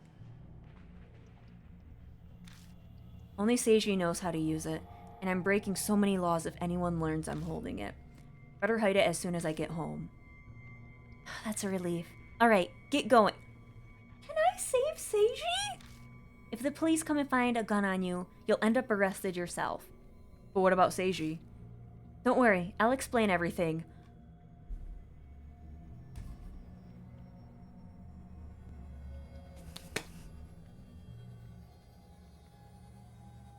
Okay, let me pull him out? You want ghosts? This is how you get ghosts. That poor man's gonna burn up. I can leave it to you? Of course, trust me. Girl, your legs are busted. How are you gonna pull him out? I may be an idol, but I'm also an actress. This is the perfect time to show my skill. Girl, I don't care about that. Can we pull him out? He's literally right there. I'll call you later.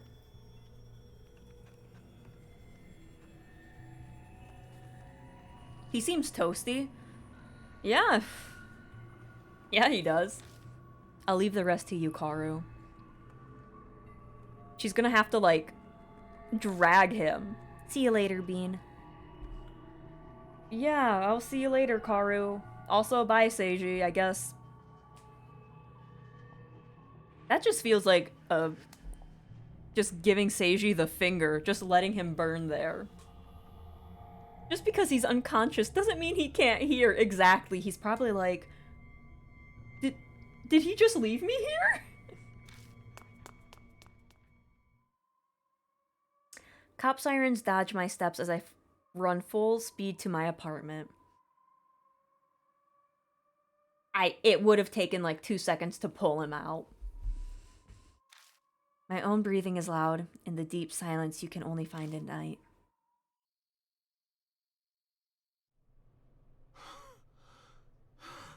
It feels like forever, but I finally reach my door. I'm strangely out of breath. Maybe it's because I've been on edge since the fight with Kubitaru. Seiji, Karu. I'm worried about them, but I'm sure Karu's managing it somehow. I just have to have faith. Well, your best friend's gonna be dead, so get ready for that phone call.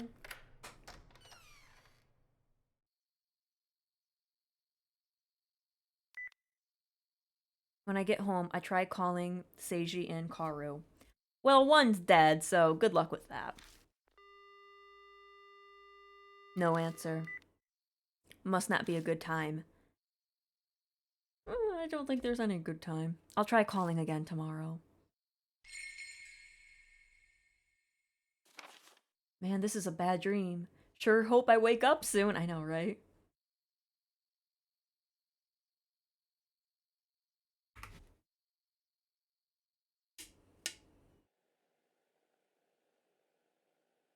Oh, I need to hide the gun.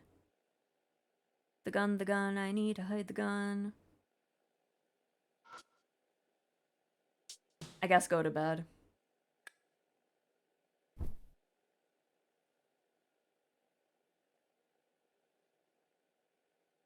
Collapsing on the bed, I shut my eyes. As I lay down and close my eyes, I can't help but think about Murahashi. I hadn't known him long, but the guy did have some good qualities. If nothing else, he had guts. Regrets can't help me undo anything. I'm not all powerful. The only thing I can do for him now is to put a hit out on this case.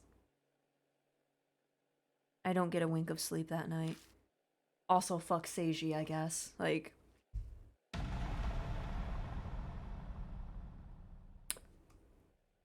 I don't think they had the crack on his name.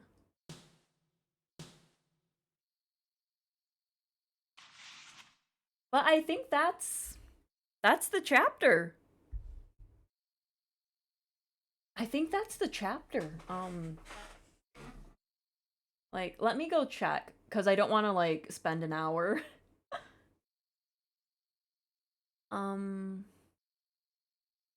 Kubitaro.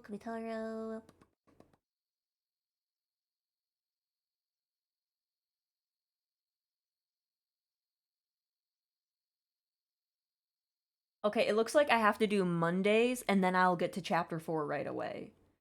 So maybe I should do that. How many more chapters do we have? Oh, hello, Choco, welcome. You missed me, sacrificing my best friend of 10 years, but welcome. How many chapters? I think there's 7 chapters in total, but the last chapter is like an epilogue. If you're still here, Alaska, could you confirm that?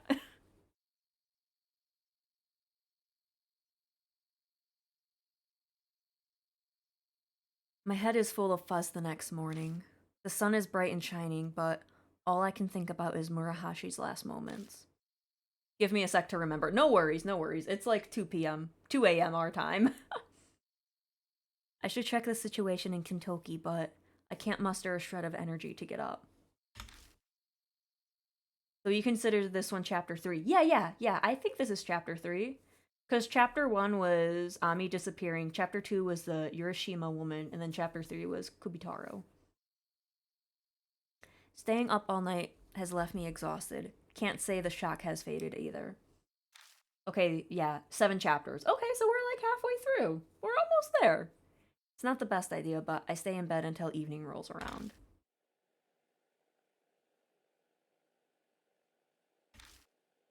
The events of last night pop into my head over and over when I least expect it. I can't count how many times now. Someone I know fell victim as a result of going after spirits. I always consider Ami missing a prologue, so Kubitaro is always chapter 2 in my heart. Would you count the last chapter as an epilogue then? VOD time it is for me. I will have this VOD up hopefully on Monday. I have to add the last 40 minutes from the other stream onto this stream. So, damn it. It's no question that this is all Kaguya's fault. But I'm the one who keeps dragging everyone into this mess. What could I have done? You could have pulled your friend from under the tree! You just let him burn! But in total there are 7, so you're counting it better than me. This is the result of working with Seiji and Kaoru. If I don't tell anyone, I won't have any resources to help Ami. Whatever I choose, someone dies. I mean, we've only killed 2 people so far. No neatly wrapped up comic book happy ending where everyone's saved here.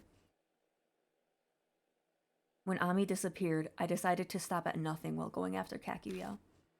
But coming face to face with a person's death like this, my determination wavers. My heart is slowly being shredded to pieces from the horrible dilemma I find myself in. Oh, who's calling?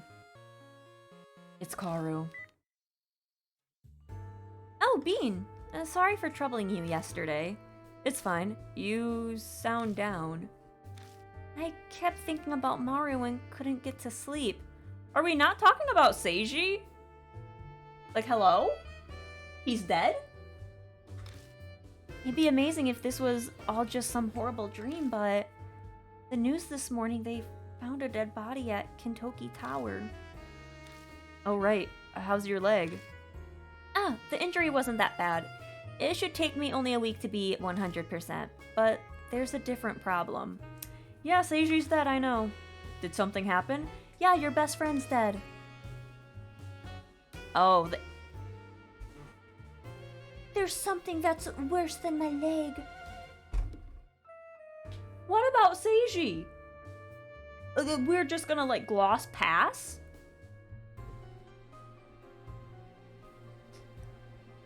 Unbelievable. The agency found out I'd been trespassing. They've got me under tight security. I'm kinda stuck here. That sucks. I tried escaping 3 times, but they caught me right away. I wanted to go after Kaguya for Ami and Maru's sake, but I don't think I can go out for a while. Sorry, Bean. You've helped me a lot already, thanks. You finally understand the greatness of Momo. Oh yeah, I did get Seiji safely...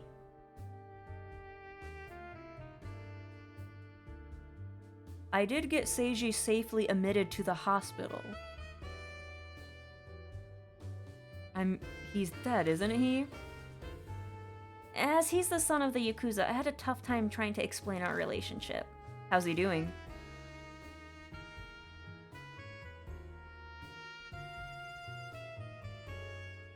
So he's alive?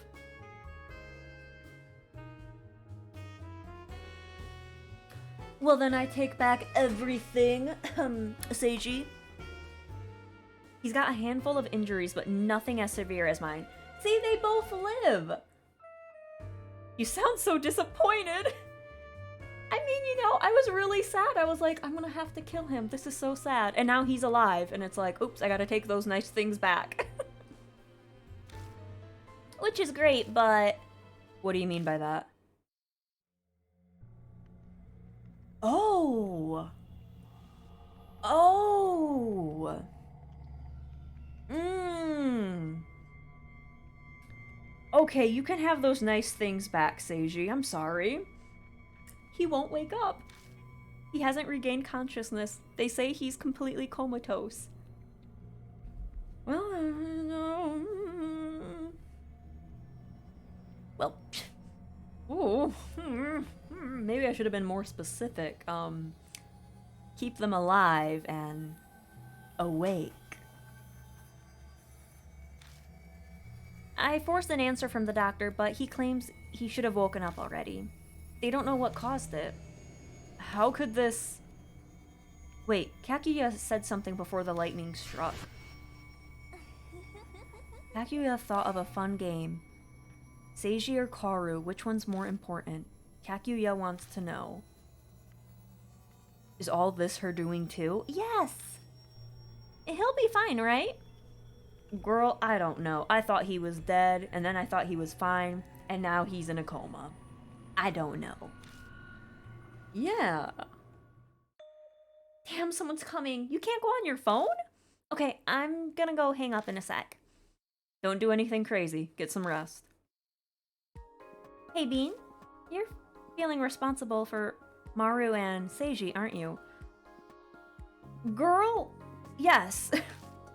That's why you don't want the people around you to get involved anymore, am I right? I figured as much. If you think that applies to me, you're mistaken. You must know I'm just using you for my own purposes, Bean. So you can use me... It's an equal exchange, a give and take. Let's reword that sentence, please. Kaoru, you... Don't carry the burden all on your own. Anyways, see you. The phone call cuts off abruptly. Kaoru. Saying her name out loud settles something in me. Not the best way to word that, Kaoru. I know, right? We met only a short while ago, and there's still a lot I don't know about her, but she's definitely someone I can trust and depend on. I've got to pull myself together. My chest beats with my newfound resolve. Who is at my damn door? Right when I get off the phone. Why am I suddenly so popular? I check the peephole. Oh, hey, it's the cop babe. It's the detective. Oi, oi. There you are. Yep, I'm home. Sorry about coming by so late, Bean. Is this about Ami again? I already told you guys everything I know. That's not my reason for coming by today. I'm here to ask you about something else. There was a murder in Kintoki last night. And? The victim was one Mitsuru Morohashi, a member of the family. I'm not saying that name, that's hard to say. You know anything about it? Ma'am, no. I don't have a TV and I don't read the paper. First I've heard of it. Why are you asking me? I've already confirmed that you're an acquaintance with the deceased through... You've also been wandering around Kintoki lately. Maybe I just wanted to go for a thrill walk. Hello? There's no use trying to deny it. Weren't you the one who skipped out on questioning 2 days before the incident? Going by your face, I'm right. I suspected it was you from the description, and it seems I hit the nail on the head. Maybe everyone looks like me, okay?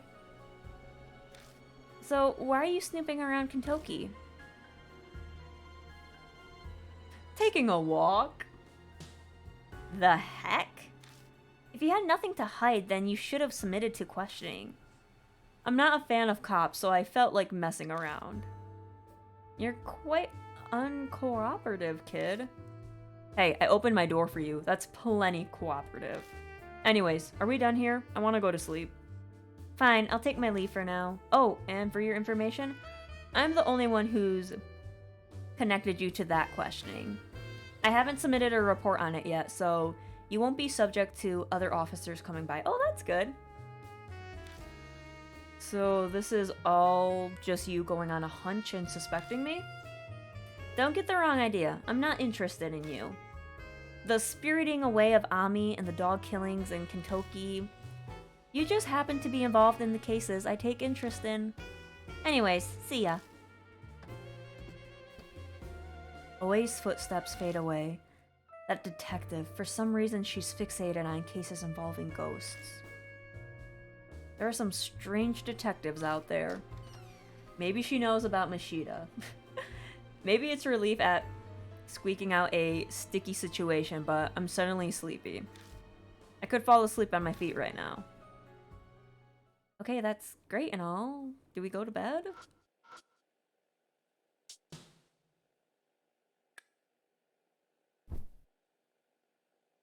Correct my little fingies. Collapsing on the bed, I shut my eyes. I can't just let this keep happening. It's time to take care of it so I can move on. Mm-hmm.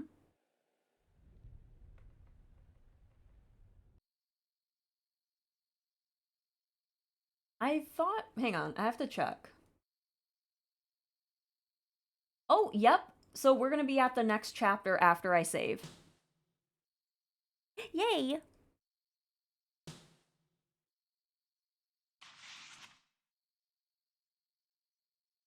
So since we saved,